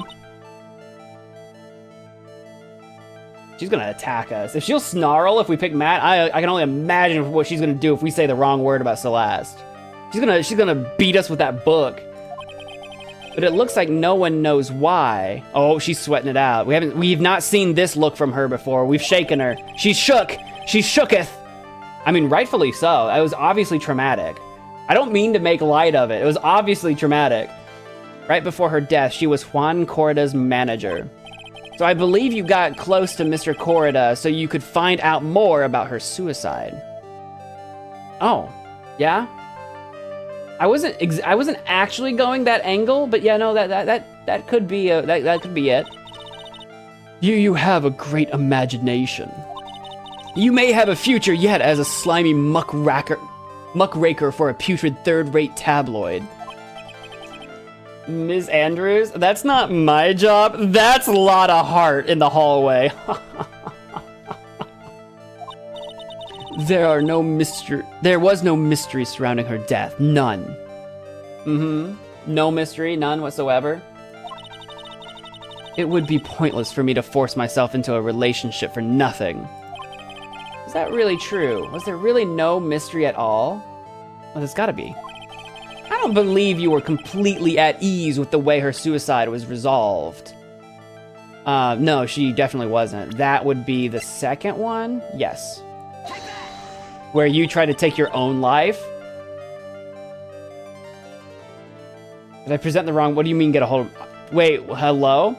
Get a hold of yourself. Huh? If you want advice in doing yourself in, I suggest asking someone like the Wait, I'm sorry, did I pick the wrong one? The note was never found? I know the note, that's not, I didn't think that, I don't think, that's not the angle I was going for. Which translates to, go take a long walk off a short pier. I mean, I've already been to the police, so that's our clue. Whatever we need to present has to come from the police office. But we've already been there. Did I pick the wrong, hello? There was no mystery surrounding her death, none. It would be pointless for me to force myself into a relationship for nothing. Is that really true? Was there really no mystery at all? I don't believe you were completely at ease with the way her suicide was resolved.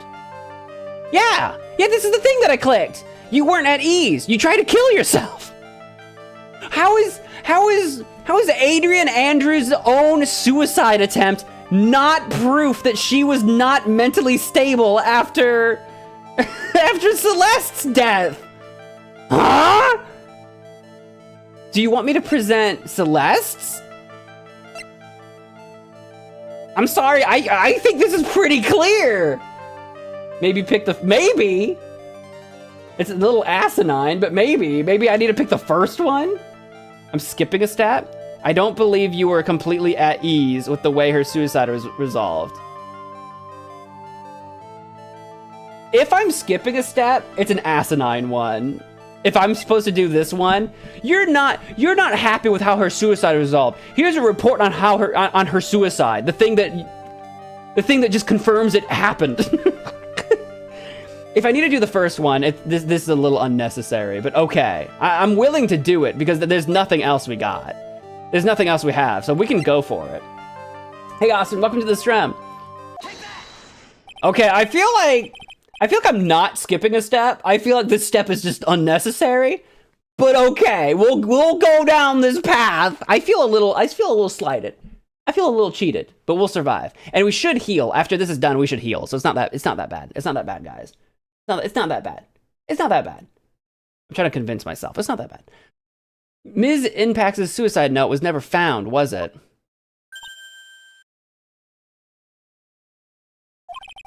It looks like the police were under the suspicion that someone had hidden it. Like maybe the person who discovered her body, Mr. Corrida. Juan? See, the thing that should have been in the green text. This is the real thing. We could do this step if the green text hint, that clue that Phoenix kind of gave us to pick an item, that could have been reworded a little bit. I think that green text was jumping the gun. That green text should have been like something like, there was nothing suspicious about, I literally just forgot her name all of a sudden. Celeste. There was nothing suspicious about Celeste's death. Instead of Andrew's response to the death. I think the green text skipped that. I think that's what it is. He did say that? No, he didn't. Rewind the tape. He didn't. He said the green text, and but I think this is how it could be corrected. This is how I think it could be. The green text specifically says Andrews' response, and Andrews' response is the second document. They've got that title update coming out on the 19th. This is my proposal, guys. Rewrite the green text, take out the part where it says Andrews' response to it, and leave it with what you're saying, the no mystery part. Yeah, that would be clearer. That would do it. Anyway, continuing. That's my suggestion for the green text. If you fix that, then we're good. We're in agreement. And Ms. Andrews, I believe you thought the same thing. That is why you became intimate with Mr. Corrida. There we go. I've sat by quietly and listened to your insulting ramblings long enough. Yeah, now we're gonna hit her with the second one, probably. Where are we going with that? It's true that Celeste was my mentor. However, allow me to say this again. It had nothing to do with me. I didn't even know that her suicide note was never found. I'm a person who doesn't care about what goes on in the lives of others. That's the impression you like to give, however. I don't think that's who you really are. Yeah, this is where we're going to present the second one. What? I have evidence that says otherwise. This is proof that Celeste Impax was someone very special to you. Okay, that's obvious. That one's clear. That one's very clear. No complaints on that. No notes. That one's absolutely no questions asked, the second document for sure. But the first one should be reworded, and I'm standing by that. Ms. Andrews, you nearly went through with it too, didn't you? Went through with what? Ending your own life. Yes. I feel a little bad grilling her like this. Like, that is traumatic. I feel terrible. Ms. Andrews, you look and act like a very strong woman who has it all together. You don't ask for anyone's help, relying only on yourself. Is Francisca still in the room? She's gone now, right? She's not still here? Yes, I've been very independent ever since I can remember. However, that is all just a lie, a facade! You've always searched out people on whom you can depend on. You were dependent on Ms. Impax, weren't you? Which is why, when she passed away, you lost everything you had. Stop! Now what? Now I have no idea what the fourth one's gonna be. I have no idea. When Celeste passed away so suddenly like that, I died a death of my own, but no matter how hard I tried, I couldn't stop thinking about what happened, what had become of her note. So she did know, I feel like, right? You must have heard about the police report. The one that said the police suspected Mr. Corrida of hiding Ms. Impax's note. Right. You heard about it and thought to recover it from him by getting close, am I right? That's starting to seem like that might be it. If that's the case, then everything changes. What do you mean? What topic did we start this conversation on again? It was, why was the victim killed? Yeah, Andrews, you become a suspect if you think that there's a chance Corrida killed your mentor. You now have a motive for revenge. Did she do it? Maybe not. But now, there is a motive. Exactly. Somehow, Ms. Andrews, it seems that you have become the one with a reason to want Mr. Corrida dead. Yeah. Me? Yeah, think, use the noggin, use that brain inside that noggin of yours. Ms. Impax was everything to you. And then she died. And you would do anything to find out why she killed herself. Even commit murder. Which wouldn't really help her learn how, but I mean, again, the revenge angle. Murder? There it goes. Okay, we didn't even have to present anything else. We're just there. There we go. We got that back. I better get that back, gosh darn it. I'll fight for that green text. Motive for murder. Now that we're all on an even playing field, now that we're all in it together, now that we're not all clammed up, let's readdress the issue. Motive for murder. It's true. Oh, she's so defeated right now. It's true. I am a woman who can only live in insecurity. I'm physically small. Are you? How small are you? And I don't really have a lot of self-confidence. I can't tell how tall and short people are based on this view. What do you mean? I've pushed against all that, though. I've tried to live strongly. Like surprise, she's like 3'7". She's like 3 feet tall. I never wanted anyone to find out the truth. Miss Andrews. Now, Pearl's small. I'm hung up on the wrong detail here.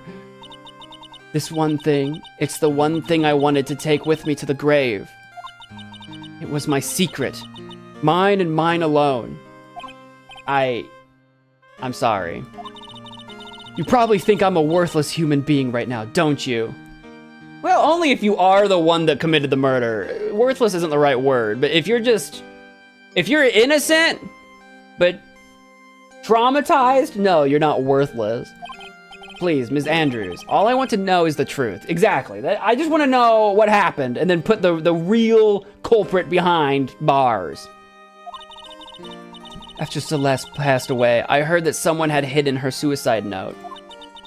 And that someone was Juan Corrida. Celeste. Without her, I became scared. Everyone seemed like they were out to get me. So you got close to Mr. Corrida to recover her suicide note, correct? Looks like that tabloid reported the truth after all. Ironic, isn't it? Well, like they say, where there's smoke, there's fire. And if they purposely add fuel to the fire, they keep the celebrity world burning. Wow, we're getting really poetic here, getting really philosophical here.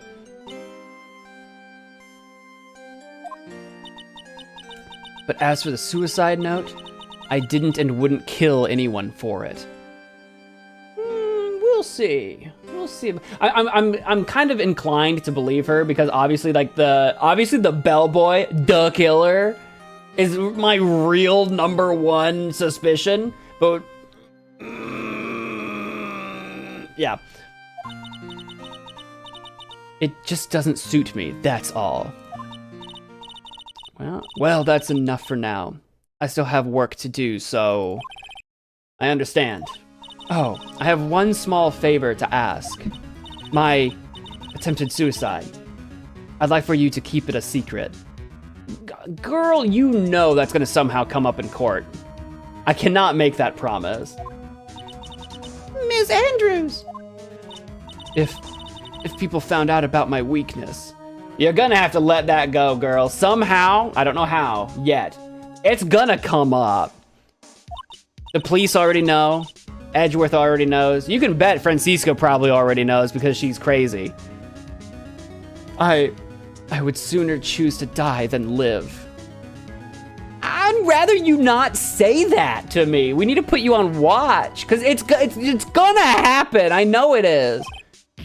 All right, I understand. We'll keep it a secret. We're not. It's gonna happen. Right? Mr. The Killer, a killer? No. I don't know. Ms. Andrews, I guess she's the overthinking type. Well, yeah, apparently she's got anxiety of some kind, yeah. She probably never says anything without carefully thinking it through first. Thank you for your discretion. Mr. Nick, can I ask you something? Shoot, what is it? What do you got for me, Pearls? Is it more words that we have to look up in the dictionary later? Ms. Andrews has been playing with that card in her hand since a little while back. Yeah, I've noticed that. I don't know what that card is. If you're gonna ask me what that card is, I also don't know. It's like a conch. It's blank on one side and a conch on the other. That card? Yeah, I guess she has. Ms. Andrews, what is that card you're holding? Oh, that's gonna be a thing. Huh? Oh, this? I don't quite know. Oh, what do you mean? It just suddenly appeared in my hand. But what do you mean? It just suddenly appeared in your hand. When? When did it appear in your hand? Recently?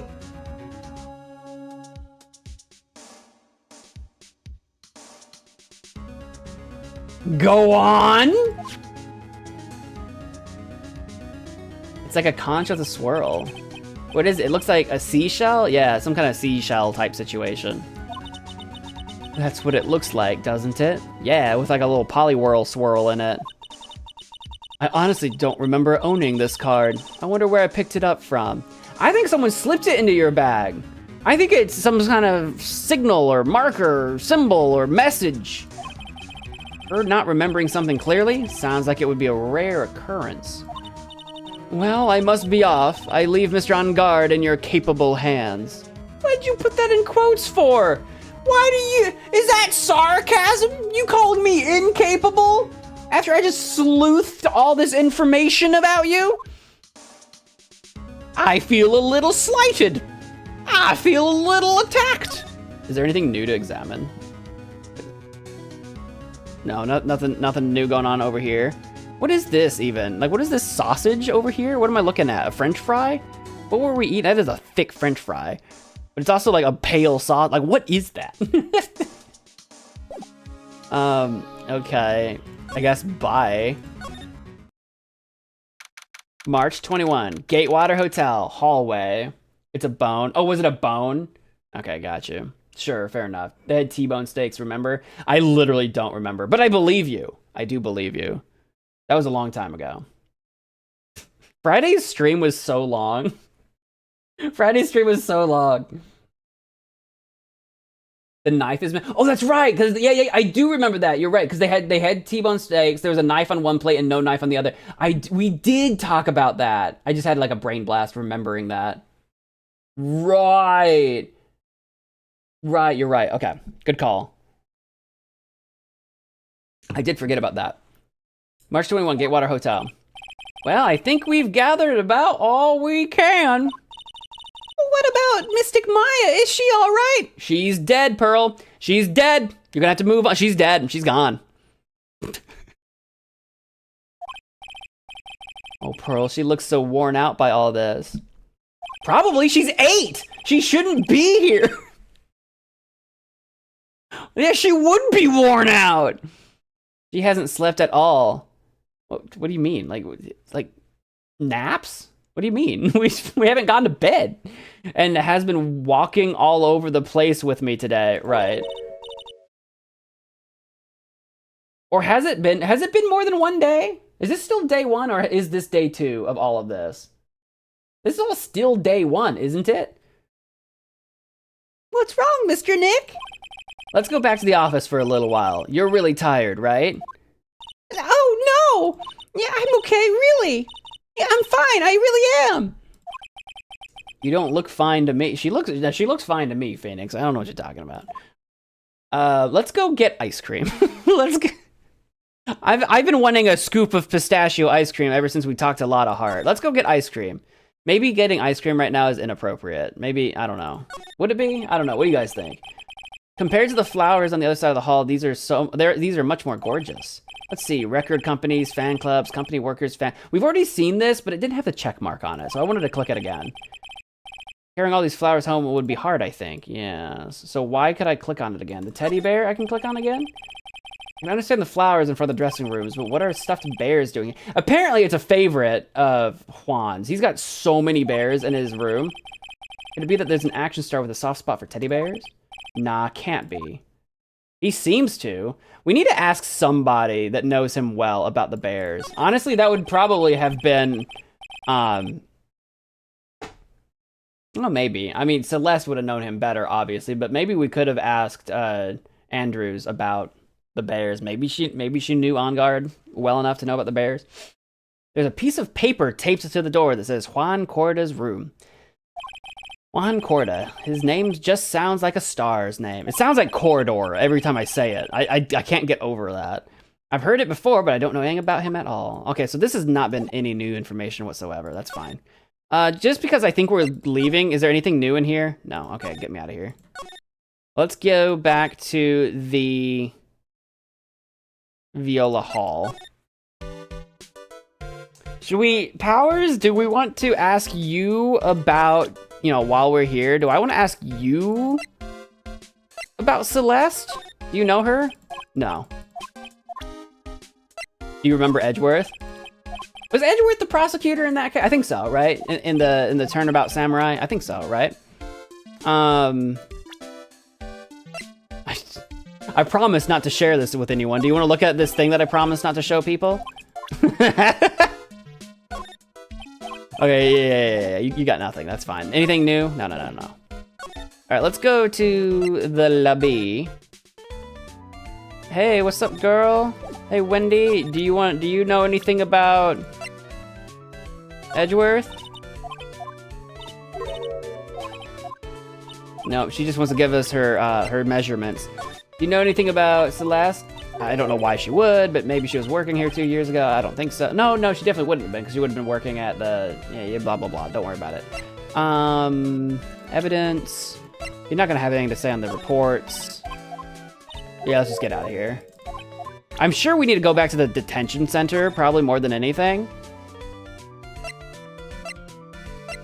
Probably. I mean, Phoenix kind of insinuated that we should go back to the law offices, because Pearl is tired, but I do feel like we really should go back to the criminal affairs department. We'll go back to the office first. That seemed like a pretty strong clue.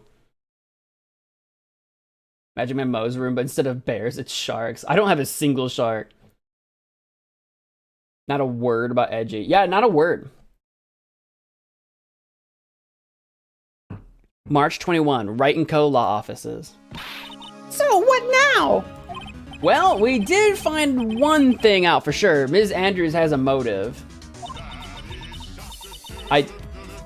Oh, after I said I have no sharks, you hit me with the shark. Now I've got one shark. I got a daddy shark. You mean Ms. Impact's suicide note? That's right. She was also the one to discover the victim's body. Clever. Beep, beep, beep. Is that the transceiver? Or is that my phone? Ah, Mr. Nick, the transceiver! It's the transceiver. Beep. What is it? Is it the killer? What do you want, the killer? Hello, Wright & Co. Law Offices. I don't remember. What did we give him? A voice, just like mysterious voice or something? Mr. Attorney, you're not answering a phone. Maya, where's Maya? As I promised, I have not gone without a few feet of her this whole time. They're literally in a broom closet, like at the hotel. Or like the boiler room or something, you know what I mean? They're still at the hotel, guaranteed. Ew. Which is why I suppose she is absolutely famished. That's not the killer's voice. What voice did I give him? I literally don't remember. What? So what did Maya was in a wine cellar. Oh, was it a wine cellar? It was deeper? I'm gonna just accidentally sound like Edgeworth trying to do the killer. So I suggest you win a quick acquittal, my friend. Was it like that? Like that kind of deeper? Like that, kind of? At any cost, wouldn't you agree? Wait, Maya, let me hear her. Very well.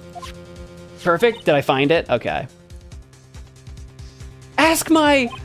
Maya, is that you? Sis, ask my sis. Right?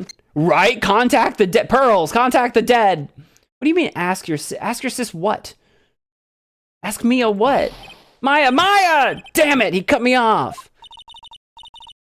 Mystic Maya said ask my sis, didn't she? Sis? What does she mean by that? What? We know what sis means, Phoenix. Come on, Phoenix. You're a hopeless one. Dude, did Pearls already... is Pearls already doing it? Sorry. Ah! He did, didn't... There, it's Mia! It's boobalicious Mia! Mia! I have a message from Maya, so come ask me anything you want about her. I think I gave... I'll be honest. I think I gave Mia and Andrews the same voice. Deal with it. Deal with it. That's where we're at right now. Is she just gonna lie to me again? Am I gonna have to psyche lock Mia again? Is she gonna be tested? Tell me about Maya's situation. How's Maya? She's safe for now. Oh, do you think Maya had the ability? Maybe she communed with Mia at some point and told Mia a little bit about her situation. Could be. That kidnapper is one to keep his word, it seems. I'm glad to hear she's safe, but Mia, how did you know? As soon as she was locked up, Maya called for me. Yep. Okay, that's what I was just thinking. I read the note she left. Then I gathered as much information about her surroundings as I could. I didn't know you could use spirit channeling like that. See, this seems like a pretty powerful ability. Pretty smart of her. Tell me about the kidnapper. The kidnapper, what's he like? I don't know. What do you mean? Apparently, Maya went to answer a phone call at the hotel and was drugged there. And she didn't see the face of her attacker. But the attacker could have lied to us. But the attacker said he hadn't been more than a few feet from Maya this whole time. Maya's locked up in a very dark place right now. I'll tell you everything I heard when I was with her. Oh, maybe it's just too dark to actually see. I see, okay. When you were with her. Date unknown, time also unknown. Location, this might surprise you, unknown. Okay, so we can see that it's in a cellar, but maybe... Well, there's a freaking light on up here. I'm starving. No one... Don't you dare feel bad for her for starving. She's literally always starving. This is just her waking up, and this is her baseline state of being. She wants a burger so bad. I could really go for some... Apple pie! No, okay, apple pie. I could really go for some apple pie. I mean, at a time like this, sweets are the only way to go. Maya, god dang it. I have to stay positive. He promised he wasn't going to kill me. I'm not going to die. Sis, I wonder if you're with Nick right now. Oh wait, is this... I thought this was like a flashback, but is this her right now? Oh, I thought we were flashing back. Are we? Now I'm confused. Move? Move is it? We gotta examine. Hold on. Drat, it's locked. But this door's lock seems easy enough to open. On TV, the hero always uses a plastic card or a stiff piece of cardboard. Then click, they magically open the door. Yeah, it's not normally that easy. It does depend on the lock, but... You can, but also you're inside the cellar. There should be, if there's no way, if you're inside the cellar, then there should be a way to leave the cellar. Well, then again, this is Japan, but fire code, she should be able to leave without a key, unless the door is not up to code, but that's a different story.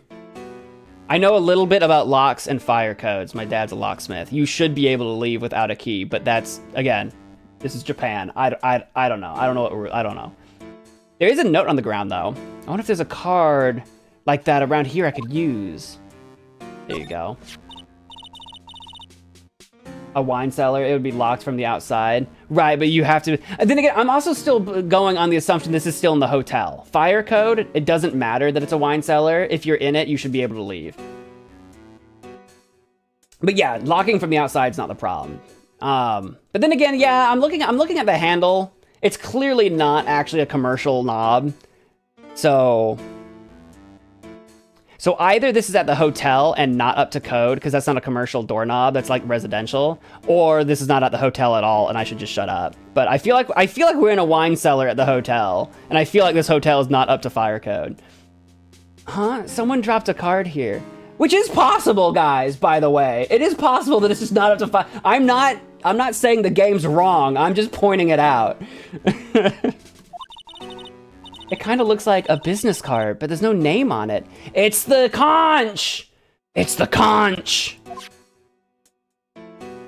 Yeah, it's the same card. It's a picture of a seashell, I think. What a strange card. Ah, that's it! The shell card! Do you know something about it? If I use this, maybe... Okay, no. Maybe I can get the door open. This might be my key out of here. I had a feeling this card might be useful. I'm such a genius!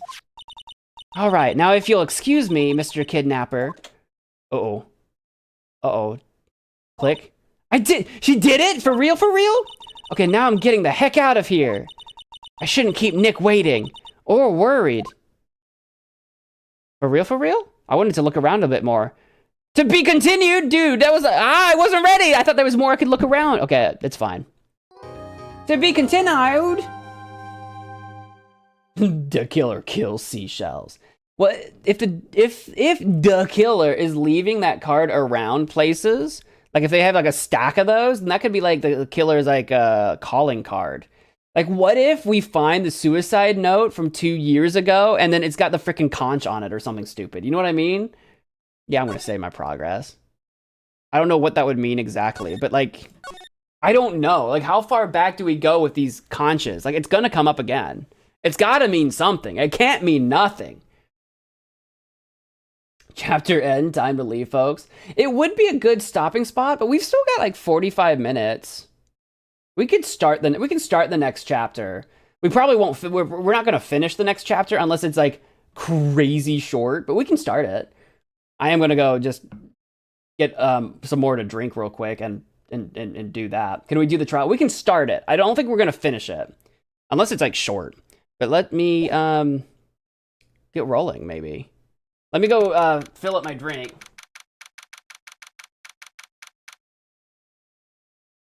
Let's get this party started. I'll be right back.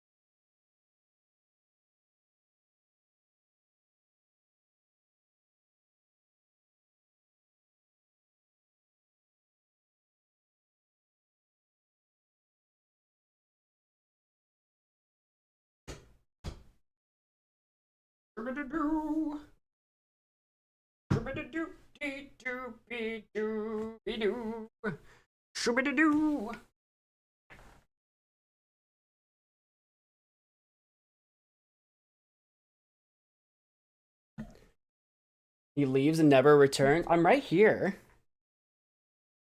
Where's my freaking... Come on! I'm right here. What do you mean he leaves and never returns? I'm here! I was only gone like 2 minutes. Which is probably longer than you thought I would be gone, but I was only gone like 2 minutes. Okay. I just want to check a couple things just real right quick. Okay, cool.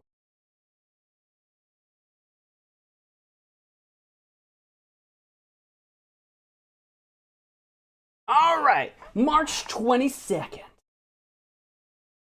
9:47 a.m. District Court, defendant lobby number 3. Oh, I forgot what voice I gave. Oh yeah, I gave him the... Adrian, did I? I gave him that, didn't I? I remember that. That's what it looks like. Dude, no way. That woman couldn't do anything like that. Yeah, I don't think Adrian did it, but I think the killer did it, dude. Come on, Phoenix. You have to believe that the killer is the one that did it. The guy that calls himself the killer is the guy that did it. But we don't know who that is. In court today, there will be a mountain of evidence that will implicate you. A mountain of evidence? I'm certain there is someone out there trying very hard to pin this whole thing on you. Please, Mr. Lawyer, dude, like I said yesterday, I'm refreshing like a spring breeze, alright? I can't let any sort of scandal ruin that. I understand. Well, it's almost time, said the witch. Like, who? What do you mean, question marks? Just tell me who it is. It's Mia, okay. Mia. I was actually not far off. I did that voice, and that was Mia's old voice. We must get a complete acquittal today. I know. But I can't focus on Maya's situation right now. Or Pearl's either. No matter what, I have to focus on winning this case by the end of the day. Indeed. Well, let's get going. Beep, beep, beep. It's him. It's the transceiver. Beep. This is Wright. Good morning. This is it, Mr. Attorney. The day of the trial. Maya, she's unharmed, right? Well, when I checked on her earlier this morning, she seemed a bit, how shall we say, tired. Is that supposed to mean something to me? Don't worry. People don't die that easily. I'm sorry, what? Besides, what you really should be concentrating on is winning today's trial. Arrgh. For my sake, as well as yours, you must win today's trial. Which is why I sent you a little present this morning. Present? What in the world would you want to give me? You'll figure it out once the trial starts. And even if you don't like my gift. If this is some mafioso nonsense where it's like Maya's finger in a box, I'm gonna be really upset. I expect you to graciously accept it and win the day's contest, if you please. Wait! Beep. The kidnapper sent me a present? Mr. Lawyer, dude, who was that? No one. It has nothing to do with you, so forget you heard anything. It has everything to do with, oh, yeah. Anyway, we're just lying. Dude, did your nose just get longer? Called out. Calling us Pinocchio. Did your nose just get longer? March 22nd. Excuse me. 10 a.m. District Court, courtroom number 3. Okay. No one else is here. It's just us. Court is now in session for the trial of Matt on guard. Are the prosecution and defense ready? I didn't see a prosecutor even at the stand. The defense is ready, Your Honor. That's what I'm saying. There's no one here. Judge, can't you see that? I say, Mr. Wright, what happened to Ms. Von Karma? I'm not her caretaker. I don't know. I don't know, Your Honor. Why are you getting mad at me? Your Honor. From the bailiff. Please be quiet, bailiff. Court is in session. Come on, Judge. Do you think it's really not in session? There's no prosecutor. If you must tell me something, please keep it brief. Now then, what is it? Prosecutor Von Karma has...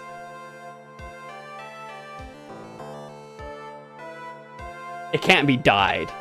It can't be dead. Is she missing? This morning, Ms. Von... No! I'm sorry?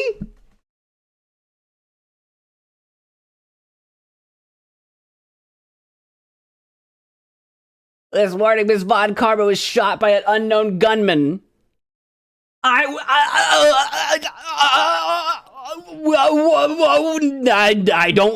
don't know. No, thank you. Take it back. What? That's what I'm saying, Judge. That's what I'm saying. Shot?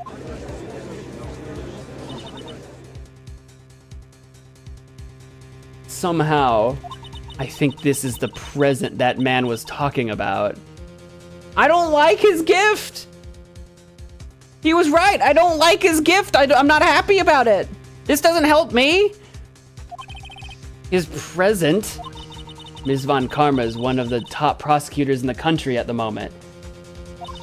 If she were to disappear, it would be to your advantage. I don't like that. I don't want it. I don't want to be implicated in this. They're gonna think I did it. I mean, you know, like to win a case or something stupid. But this is totally insane. Ms. Von Karma, is she all right? Also, I mean, does that mean Edgeworth is gonna have to do it now? They're gonna have to get a different prosecutor, and it's not gonna be what was that guy's name? Maximum Pain or whatever his name was. It's not gonna be that guy. I don't have that answer. Who's talking now? Is it it's the witch in the corner again? She's alive and in stable condition. Who is question marks? That's good. Phew. Is it Edgeworth? Is it Edgeworth? You're... I thought he'd show up. It was Edgeworth. What? Why are you at the witness stand? Your Honor. This whole thing is just a freaking circus. It's like we went back to the last episode. Your Honor. Due to the circumstances, Ms. Franziska Von Karma cannot appear in court today. I, Miles Edgeworth, will be taking her place. The prosecution is ready, naturally.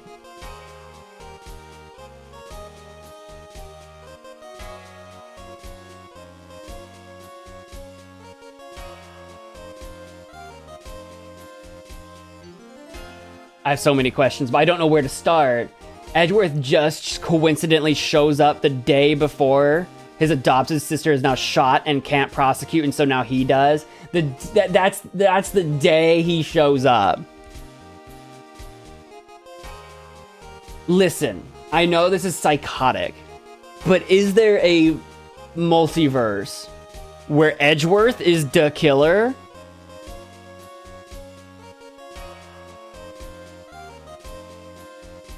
And why? That's psychotic, if true.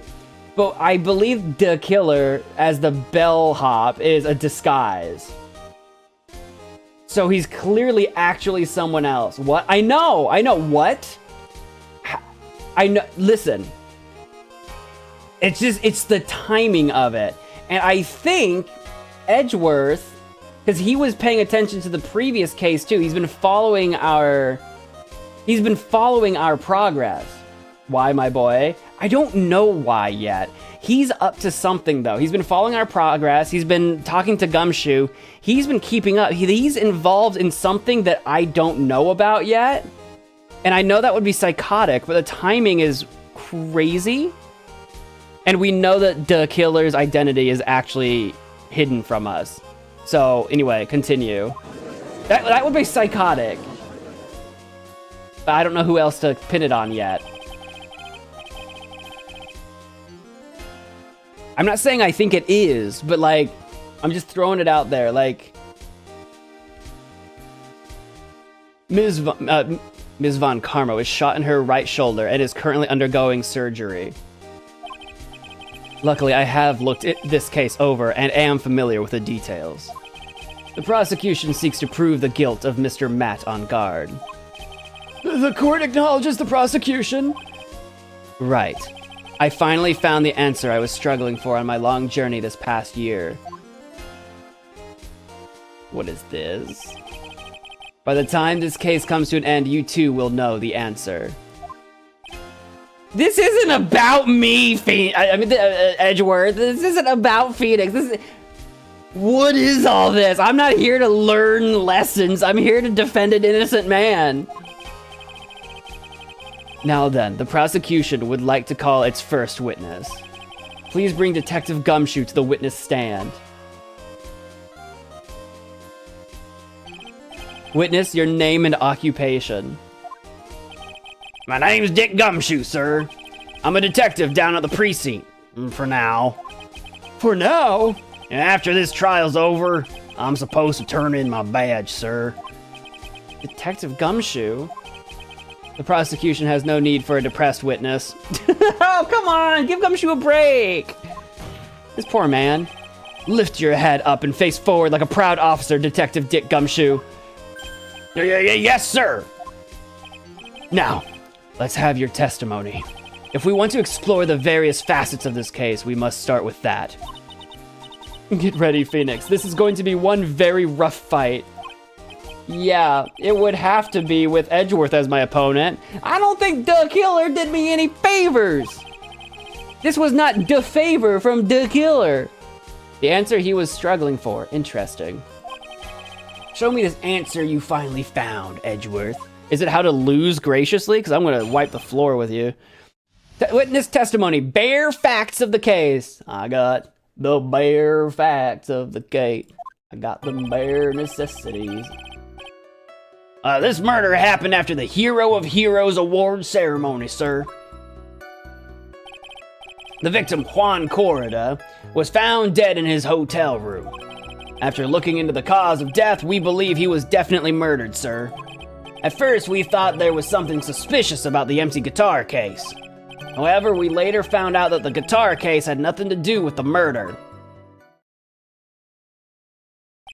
Well, I don't know how you can say you found out that information, but okay, we're gonna pick that apart. After the award ceremony ended, the victim was alone in his room? Yes, sir. Both the victim and defendant went alone to their room, sir. I see. Mr. Wright, you may begin your cross-examination. And I will, and I shall. Bare facts of the case, cross-examination. This murder happened after the Hero of Heroes award ceremony, sir. Would you please give us a brief timeline of what happened after the ceremony? Okay, pal. The ceremony started at 6 p.m. It ended around 8 p.m., and then there was a short break. A special post-ceremony show was supposed to start in the lobby 30 minutes later. And that's when the victim's body was found, correct? Which is to say the murder occurred during that 30-minute break period. Please continue with your testimony, detective. The victim, Juan Corrida, was found dead in his hotel room. The person with my paper. The person who discovered the victim's body was Adrian Andrews, correct? Yeah. Who is this Adrian Andrews you're talking about? So it was Adrian that found the body. Interesting. She's the defendant, Matt On Guard's manager. I need to read that different. She's the defendant, Matt On Guard's manager. She's a really pretty lady, sir. Ah, so she's a pretty lady. I wonder if she will grace us with her presence. I'm sure she will. I'm sure she will, guys. When the post-ceremony show was about to start, she went to get Mr. On Guard. After visiting his room, she next went to the victim's room to get him for the show, sir. I see, and that's when she found the victim's body. After looking into the cause of death, we believe he was definitely murdered, sir. The cause of death, wasn't that because Mr. Corita was stabbed in the chest? Only a careless amateur would believe something so brainless as that, pal. Oh, I guess I'm a brainless idiot. All right. Go on. Yeah, there's the knife. Take a good hard look at this crime photo. I'm looking at it. Unless you're gonna tell me that he was like choked to death with his scarf and then stabbed for no reason. Now a real pro's attention would be drawn here to this bandana. Oh my god, that's actually what he's gonna say. Banana. Banana. What are you, a minion? Banana! His bandana, sir. That's the thing wrapped tightly around his neck, sir. Ah, yes, I see. His banana-scented bandana. Then what about the knife? It seems to have been stuck in the victim's chest on purpose after his death. Okay. That's brutal. All right. We have a crafty murderer on our hands here. But that just makes it even more obvious that whoever it was that did this was trying to set up Matt on guard, right? Because someone had to go into On Guard's room, grab a knife from off their plate, and then stab Juan with that knife to make it look like it had to come from Matt's. It just makes it even more obvious that it was a setup. If the real cause of death was the bandana, right? Autopsy report added to the court record. We finally have an autopsy report. Time of death, 8:15 p.m., really, like smack in between 8 and 8:30. Cause, strangled with a scarf, then stabbed with a knife. That's just rude. Yeah, at first we thought there was something suspicious about the empty guitar case. And why did you think that? Because it was empty, pal. The Jammin' Ninja doesn't go anywhere without his bright red guitar. And we couldn't find it anywhere at the scene of the crime. Oh, then how about this theory? A fan really wanted the guitar and did the crime to get it. How's that? We thought of that too, but the only fingerprints on the guitar case were the victims.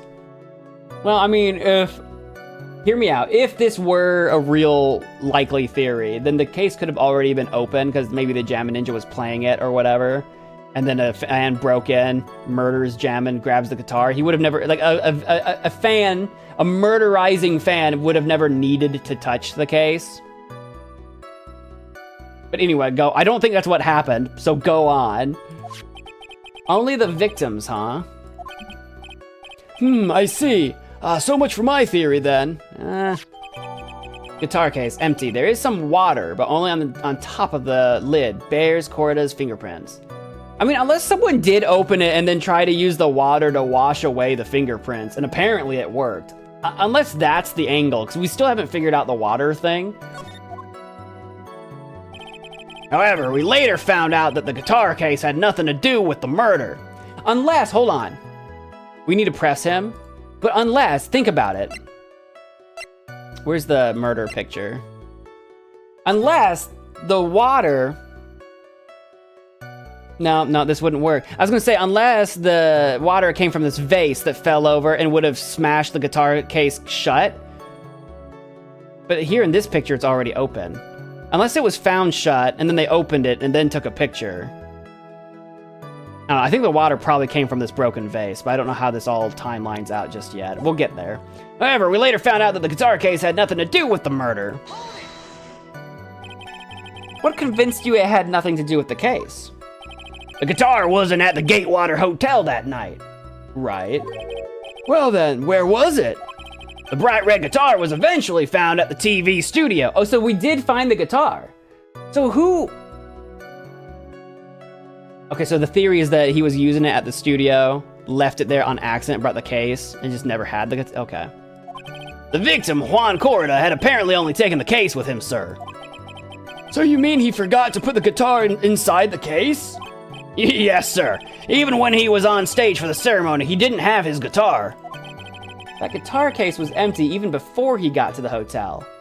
So what if... Hold on, hear me out. What if it wasn't empty?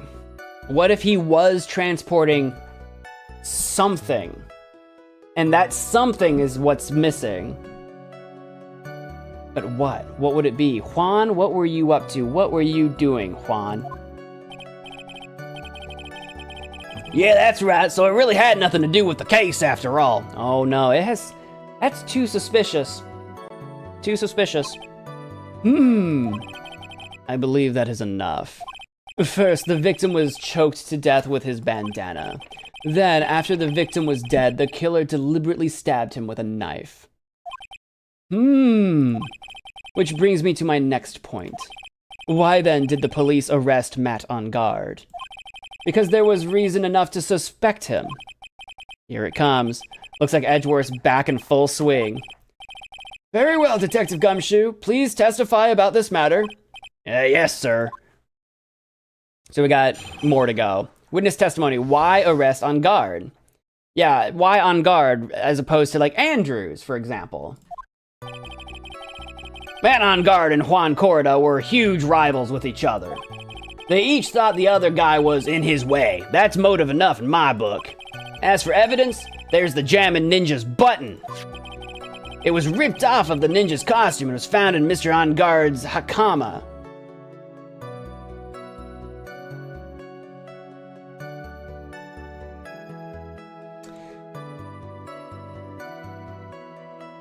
Okay. But that would still be strange, since he was stabbed where the button was to be. So it's almost as if the stabbing happened because whoever did the killing specifically wanted to get a piece of evidence to leave on Matt. You know what I mean? Like, there was no reason to stab a dead man. And there was no reason to keep a random button, unless you're gonna say Matt wanted to keep a souvenir. Like, it's just like, so much obvious signs of a setup to me. The defendant's fingerprints were also all over the knife. Right, because it came from his room. The defendant bought the knife for the crime, which makes this a premeditated murder. Oh, I assumed it was a knife provided from like the hotel or whatever. He bought the knife? Okay. We'll see where this goes. I'm not buying it, but... so the defendant's fingerprints were found on the knife used in the stabbing. It was sort of sticky on the handle, so the fingerprints came out pretty clear, sir. Yeah, sticky from all the steak and stuff.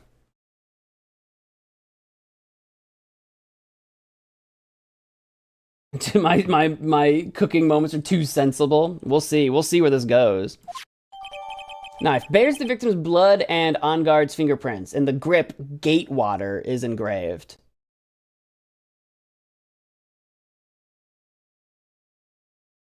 So the hotel did provide the knife, right? It was the Gatewater Hotel, was it not?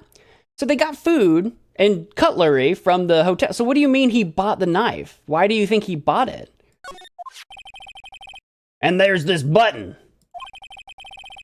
That was found in the defendant's clothes, was it?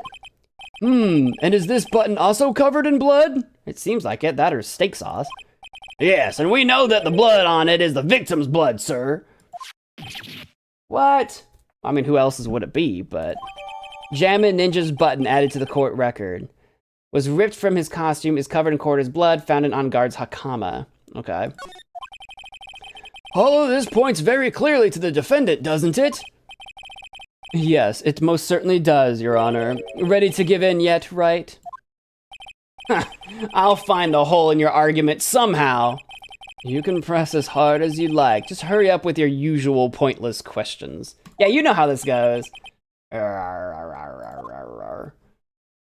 Welcome back. Cross-examination. Why arrest on guard? I am going to press everything. Matt on Guard and Juan Corda were huge rivals with each other. Which we know that to be true. It seems to be true anyway. But in terms of popularity, Mr. On Guard won, did he not? Right, so like, the winner taking out the loser does seem kind of unnecessary. Hey, welcome back, Turbo. Yeah, but you know what's ironic, pal? Juan Corda was always one step behind Mr. On Guard in everything. This year it seemed like he'd finally caught up, ready for the big final showdown. But Mr. Corda lost the Grand Prix in the end. That is too bad. He must have been pretty downhearted after losing.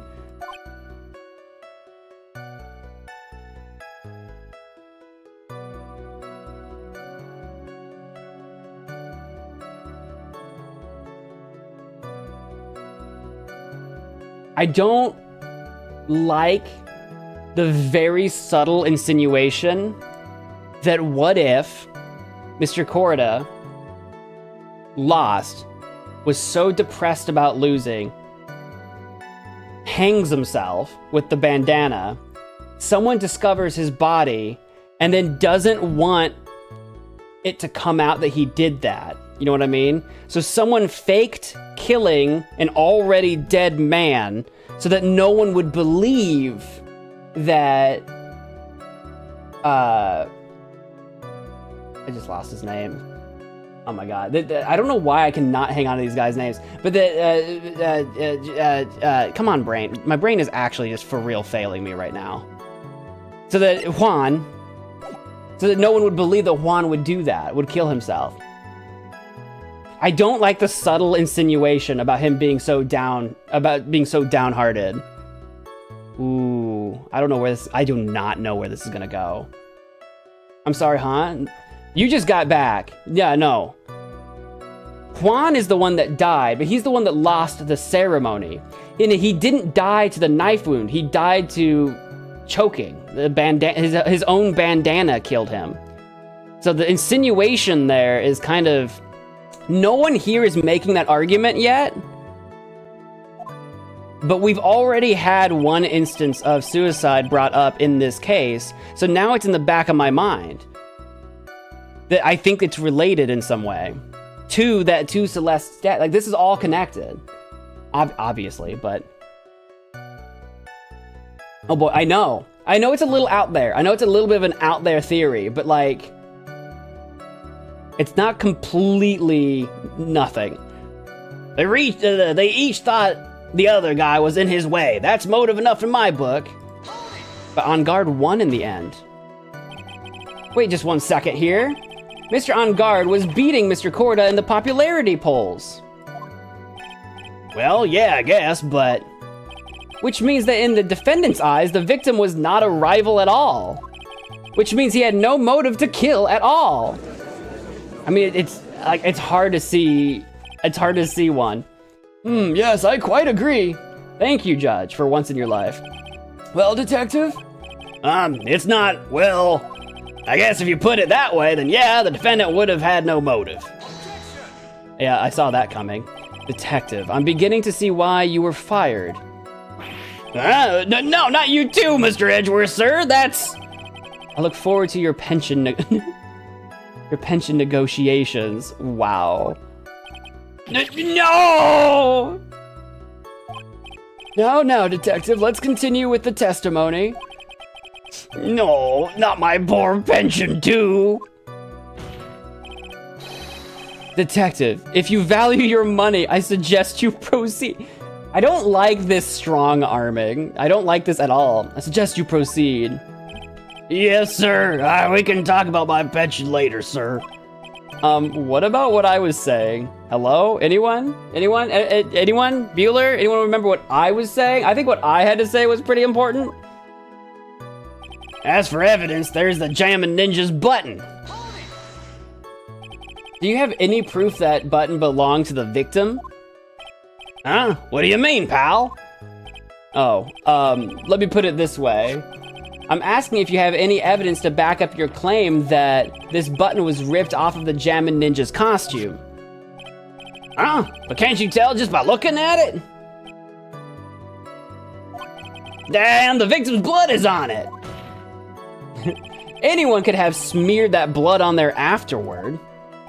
Mr. Edgeworth, help me, sir. Don't bring him into this. I'm cross-examining you. All right, I knew it had to be this piece of evidence. Now to reel this one in. I don't think it's gonna be that easy, but thread. Huh? The button was attached to the costume by thread, obviously. And that thread snapped when the button was torn off. If you match up the ends of the thread on the costume with the thread on the button, it's a perfect match. Yeah, that's it. They're a perfect match, pal. Why didn't you know that, Gumshoe? You're the detective. Nope. Well, that's Edgeworth for you. Never misses a beat. He was ripped off of the ninja costume was found on Mr. Engard's Hakama. When was this button found? Pretty soon after the body was found, we rounded up everyone who knew Mr. Corrida. And then we did a search on them all. That's when we found the button. So it was almost immediately after the murder. The police didn't have the free time to lollygag and play tricks, unlike some people. Hey, what is he trying to say about me here? The defendant's fingerprints were also all over the knife. How were the fingerprints arranged on the knife? Huh? What do you mean, pal? By examining the fingerprints, you can determine how the defendant held the knife. For example, did he hold it normally or overhand? Like this, like... Oh, is that what you meant? Well, we didn't actually think of that. I can't believe the bumbling of this department. Hopeless. Were you paying attention to the testimony, Wright? The defendant's fingerprints were all over the knife. There's no way to determine how the knife was held at the moment of the murder. So is the defendant the owner of this knife then? No, I don't think so. I think it belongs to the Gatewater. The defendant bought the knife for the crime, which is just blatantly not true, which makes this a premeditated murder. I don't think so. I think I'm gonna use the knife as evidence against the knife, for real. There's no way this was a premeditated murder, even if he bought the knife. Sorry, pal. This isn't some pocket knife. It doesn't fold, so it's not great for walking around with either. That literally doesn't matter, but okay. Yeah, well, this is not good. If the prosecution can prove it was a premeditated murder, we're done for. I'm gonna present the knife, don't worry. Phoenix. Yes? There's something very interesting about what the detective said just now. I know, the whole he bought it thing. I don't know where that's coming from. Think carefully before it's too late. Oh, I think I got this one, Mia. I think I got this. You have to have a little faith. A button covered in the victim's blood and a knife with Engard's fingerprints. Be grateful. If the judge were more rash, he would have already pounded his gavel in closing. He's never been that rash. We're still in a world of trouble. Well, before any battle, you must find your enemy's weakness. So let's find the weakness in this testimony, no matter how small it may be, okay, Phoenix? All right. I think it goes to the defendant bought the knife. I don't think he did. Yeah, if you premeditated it, you don't procure it on site. You could premeditate a murder and assume you'll find a weapon on site. I guess you could make that argument, but the real contradiction here, regardless, is that he did not buy this, and so there's no proof that it was or was not premeditated. In other words, yes, I agree. Like that's like I don't know why this knife labeled Gatewater. I don't know why you think he bought. Do you have a receipt? Did you find a receipt? Like what? Why do you think that? Wait a second. Oh, what? So the basis of your argument that this was a premeditated murder is simply that my client bought a knife beforehand? That's right, pal. The defendant did not buy this knife. This is the easiest clue we've had in like literal multiple episodes. Like this is the easiest one. Like, huh?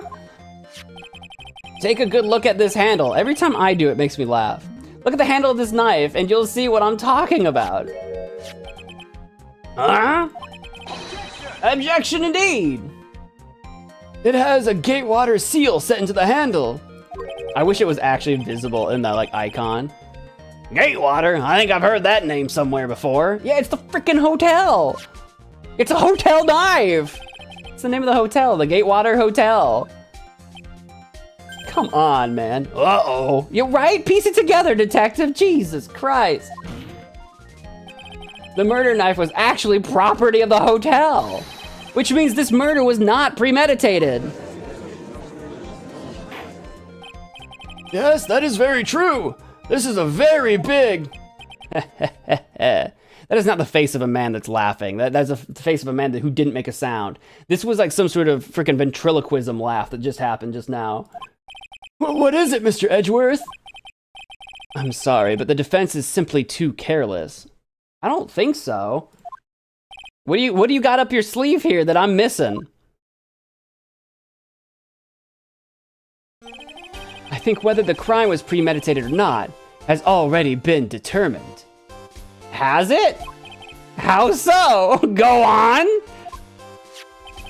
I admit this knife is hotel property, and yet you were willing to just let it go, but okay. There is no one currently on the police force that is dumb enough not to realize this. As you say. But I didn't... Oh. The question is, where did this knife come from? And for that, yeah, On Guard's room. I know where you're going with this one. I know where this one's going. Why, that's obvious. It came from the victim, Mr. Corrida's room. It unfortunately didn't, Judge. Sorry, Your Honor, but that is incorrect. He had potato chips. The victim ate a last meal before he was murdered. With that being the case, oh, there is a knife in his room though. Plate, knife, fork. He does have one. So he did actually have a. It's been a while since we looked at this part of the room. He did have a meal though, but the knife is there. So I would like to draw the court's attention to what is on top of the table. Why is this a photograph? Did you have a photo? Okay, well, let's just pretend this is a photo. There is a knife and a fork on the table. Right. And a robot dog. I think the robot dog did it. Then, where in the world did this knife come from? Right. If it pleases the court, I would like for us to recall the room of the defendant, Mr. Matt on guard. Right, the missing knife. Yep, no, I'm well aware. Especially what was on top of his table. There is something missing. Perhaps it is a single knife. Now you can't prove, technically, you can't prove they brought a second knife for that plate. Maybe the waitstaff forgot it. And whoever was eating off this plate was just like cutting with just the side of the fork.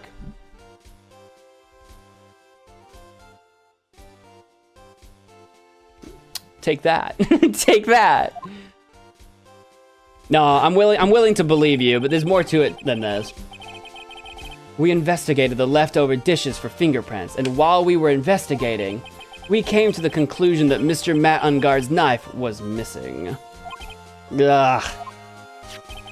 Mr. Ungard had gone to the victim's room with the knife he had used during dinner. Why would he carry a knife to a visit? To kill, of course.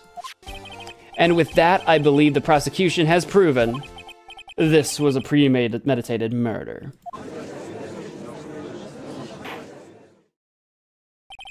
Amazing, Mr. Edgeworth. Absolutely brilliant. A brilliantly clear deduction.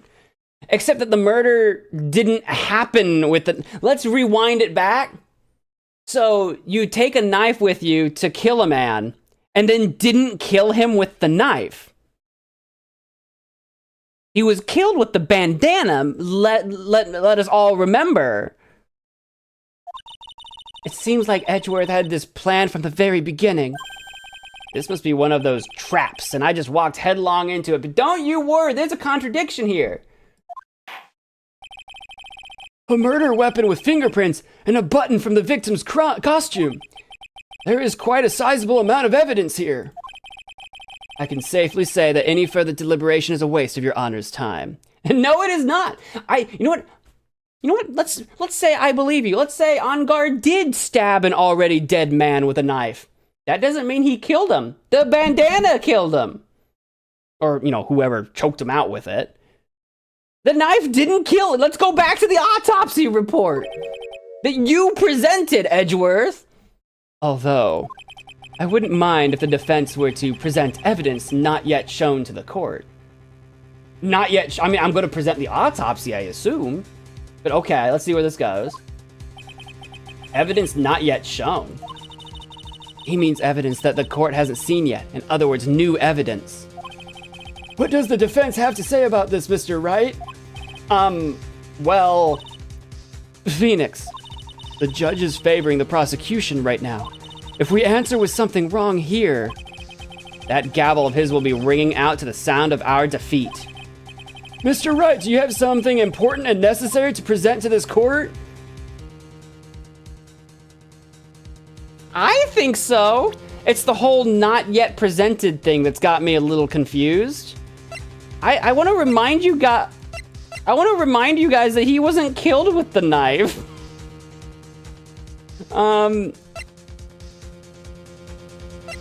I haven't presented this yet. But Edgeworth did.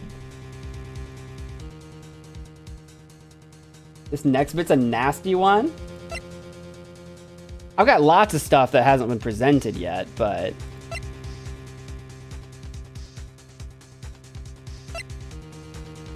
that helps me? I want to say yes. I don't think this is going to be a no, not right now situation. I don't think it's a no, not right now situation. And I'm not going to magically come up with new evidence right now.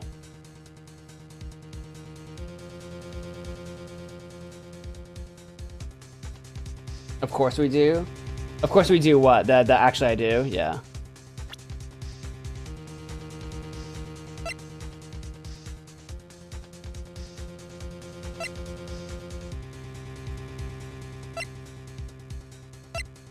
It was the tomato juice that I have to... I'm gonna show you the tomato juice.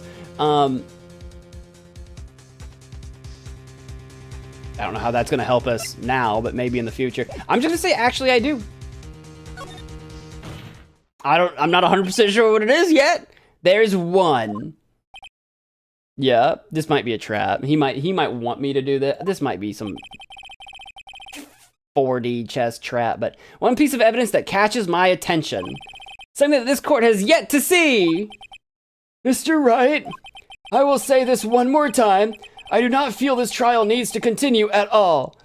Man, why do they give me a health bar if I'm gonna just have like a literal one shot to do this? However, I am giving you one just one, only one, really? Like, why even give me health in this game? Frickin'. What the judge is saying, right, is don't try pulling one of your usual bluffs here. I don't usually bluff. I usually have a very clear idea in my head and y'all don't like it. If I mess this up, it's curtains for all of us.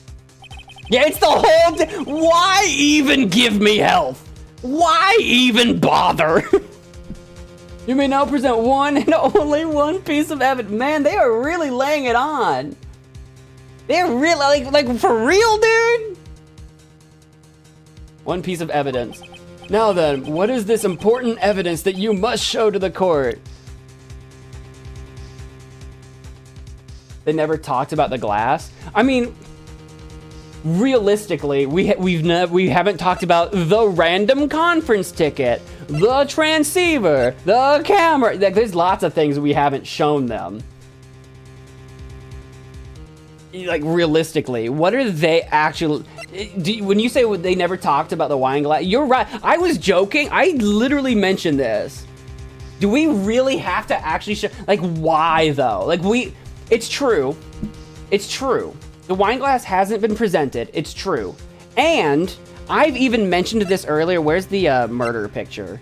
I've mentioned this earlier. I'll mention it again. I've even mentioned that it is bizarre that there's a broken vase, but somehow the glass survived. I know I've mentioned that. I know that's in the back of my mind.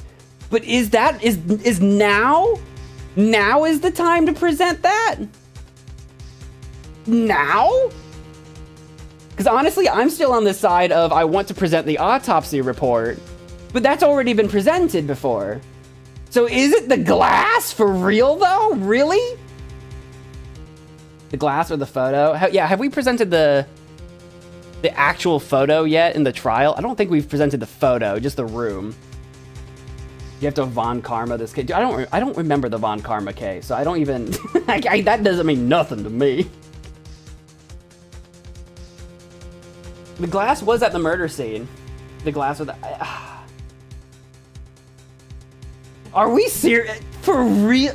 You know what's funny is I literally... If they were not being hard-ons about it has to be something not presented, if they didn't say that, I would have absolutely autopsy report, check it again, checkmate losers. But because they are so crazy about that, even I was like, glass, I guess.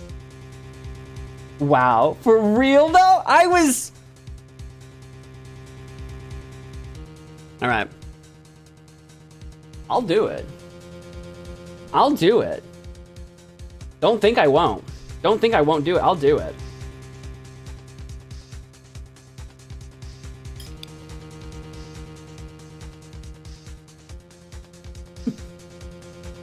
All right, wine glass it is. I do have an angle here. It's just not where I thought we were gonna go yet, but here we go.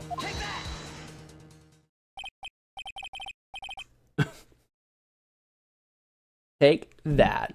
This is a wine glass, is it not? I think they actually call it a flute. Please look at the photo of the crime scene one more time. I think these glasses are actually called a flute. I could be wrong. The scene is a mess because of the victim's struggle against his assailant. The vase was broken. His makeup is all over the floor. These were all things that were at one point sitting on top of that dresser. Well, yes, I see your point. However, this glass that is sitting on top of the dresser is mysteriously untouched. The only thing that had not fallen over, along with everything else, is this wine glass. This piece of evidence is more than strange enough to warrant further consideration. This is wild. I mean, I agree. I did pinpoint it as strange a while ago, so I agree, but this is wild that we're doing this now. That's so crazy. Everyone's gonna laugh. They're all looking at me like, really? Well, what do you all have to say about what do you all have to say about that? Oh, well, yes, it is a little peculiar. Yeah, isn't it? I thought it was. I thought it was a pretty strange occurrence. You can stop looking at me with those puppy dog eyes of yours now. I assure you, I have no such thing. Mr. Edgeworth? What is it, Your Honor? Your opinion? You don't need my opinion. Because there is no special meaning to that glass. What? Yeah. It's safe to say that the glass was set there after the crime took place. I knew he was gonna say that. That's the obvious next step. Like, right? I knew he was gonna say that. But the gavel isn't gaveling, so keep going. By the person who discovered the body, Adrian Andrews, for example. Okay, dragging her into this, all right. She could have easily been so shocked that she set the glass down without thinking. If she was that shocked, she could have just dropped it. I think setting a glass like that down, that requires thinking, but whatever. That does sound very plausible, Mr. Wright. Could Ms. Andrews really have set that glass down without thinking? No, I don't I kind of want to say no. Really, look at the photo again, guys. Like, go back to the photo. There's even the whole frickin' there's even the actual bottle that it probably came from here. Like, did she come with the bottle and the glass and set them in two different places? No. No, she did not. No way. If I appear weak here, the trial is over. I can look for my proof later. For now, I should trust my instinct and point with certainty. I will point with certainty. They just might fall for it if you're thought-provoking enough. The defense would like to challenge the prosecution's theory. We would like to see something that proves it was Ms. Andrews who set the cup on the table. You've turned the situation on its head yet again, as usual. Mr. Edgeworth, do you have any proof to back up your claim? There's no way he has any. He's just bluffing. Unlike Mr. Wright, I never say anything unless I have the evidence to support it. What? What do you got? What are you cooking up? Because I've also already cooked. I'm waiting for this. You're not thinking hard enough today, right? I think I'm thinking plenty hard. I think I've been doing pretty good, actually. Did you think this wine glass escaped my notice? I don't know what will or won't escape your notice, because until this morning you weren't even on the you were even on the case. Then, of course it has been thoroughly inspected for fingerprints. Okay, fair enough. Fingerprints. There were only one set of fingerprints left on this wine glass. Only one? Well, whose were they? They were not the victims nor the defendants. Rather, they were of one Adrian Andrews. Now what? Wine glass updated in the court record. That's fine. I can't explain how it got there yet, but I still don't think it got I still don't think it got there the way you're implying, Edgeworth. I think there's more to it than that. I still don't think it was placed down by accident. I don't think like without thinking. That is why I said that the person who had discovered the body had left it there. Are we done here, Mr. Wright?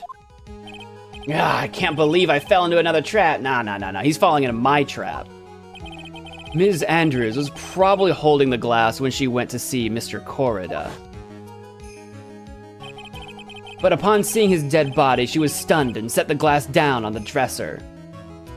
Right, that's why there's also like a full bottle of it already also in the room. That makes, yeah, total sense, for sure, What you just said makes a lot of sense. Tisk. Now do you see, Mr. Wright? You can't change any part of my scenario as it explains everything all too well. I've thought long and hard this past year about what it means to be a prosecutor. And from here on out, I will show you the answer I have come to discover. But wait a second, Mr. Edgeworth. I think the prosecution has provided enough evidence for me to enter my verdict. Yeah. Unfortunately, I cannot allow you to pass judgment yet. Wow, that's bold. Judgment yet. The prosecution has yet another witness we would like the court to hear from. Okay, all right, do my job for me then, Edgeworth, that's fine. Another witness? Yes. Bailiff, please bring in the next witness. What in the world is Mr. Edgeworth thinking? I don't know.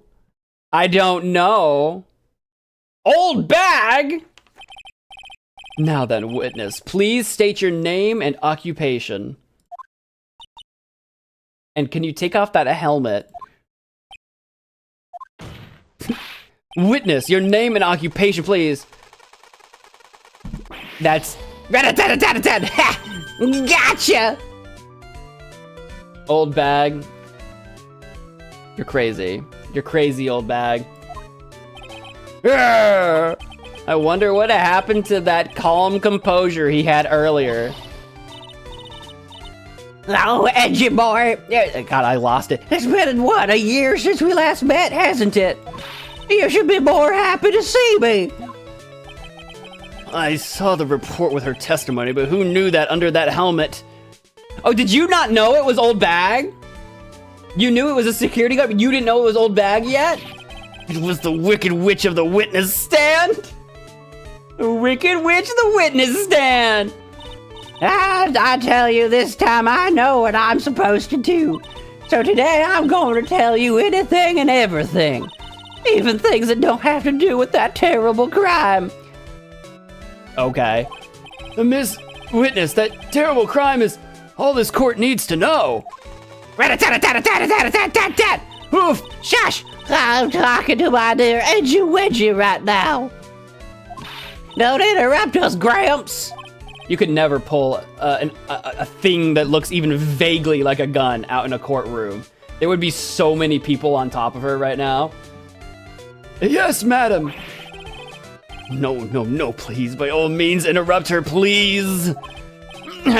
Anyway, witness, your testimony, please. It's true what they say, that youth are hot-headed nowadays. Not that I mind at all, Edgy. Now then, what should I start with? The witness was on security detail at the hotel on the night of the murder. Is this correct, Ms. Old Bag? It was a great job being able to see my dearie Juan. It was almost too much for my little heart to handle. You mean you were a fan of the victim? Look, everyone is crazy over that on guard, saying he's cute in a fresh way or something. But not me. I wouldn't say anything so silly. After all, I have no interest in a little child like him. They're the same age. They're exactly the same age. I'm only interested in a real man, Juan Corona.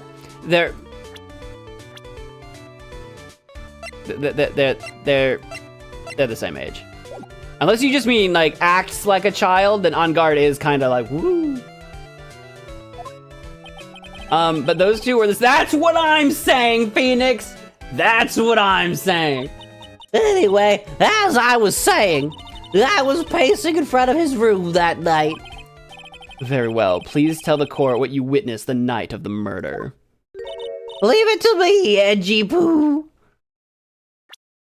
And that's where we're gonna save this episode. Right before we get her actual testimony, that's where I'm gonna have to leave off on this episode. We will get back to her testimony, the rest of this trial, next time on Ace Attorney. I told you guys we probably weren't gonna get through the entire chapter today. Edgy Poo. Edgy Poo. I wanted to make sure I could, in fact, actually save my game there. I wasn't sure if I'd be able to save during the actual testimony, but that is where I will put in a pause for this edition of the Ace Attorney Trilogy. It'll be back again next week. Tomorrow, we are starting Season 2 of The Walking Dead to start October off with some horror, some gory zombie horror games. And that's Wednesday. Thursday, we'll be jumping into another much recommended, much requested game, Danganronpa Trigger Happy Havoc. We'll be jumping into that Thursday as well with some more mystery and detective work going on in that game. And then Friday, I'll be having a little chess tournament with viewers, with you guys. You will be able to join in and match wits with me in a game of chess or two. Or 3 or so, however it goes, how many participants participate. And then on Saturday, we will be having a meme stream. We're bringing back a meme stream reaction, where if you've, what are the words I am looking for? If you've submitted memes to the Discord, I will be reacting to them and rating them.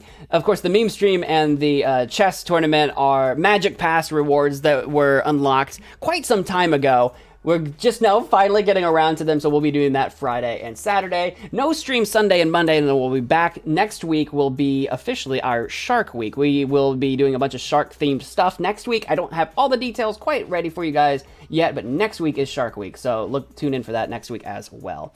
That's going to do it for my stream tonight, however. I want to thank you all so much for watching. Before you go, do make sure you hit that like button, as I will appreciate it. But whatever you guys do, again, thanks for watching. And until next time!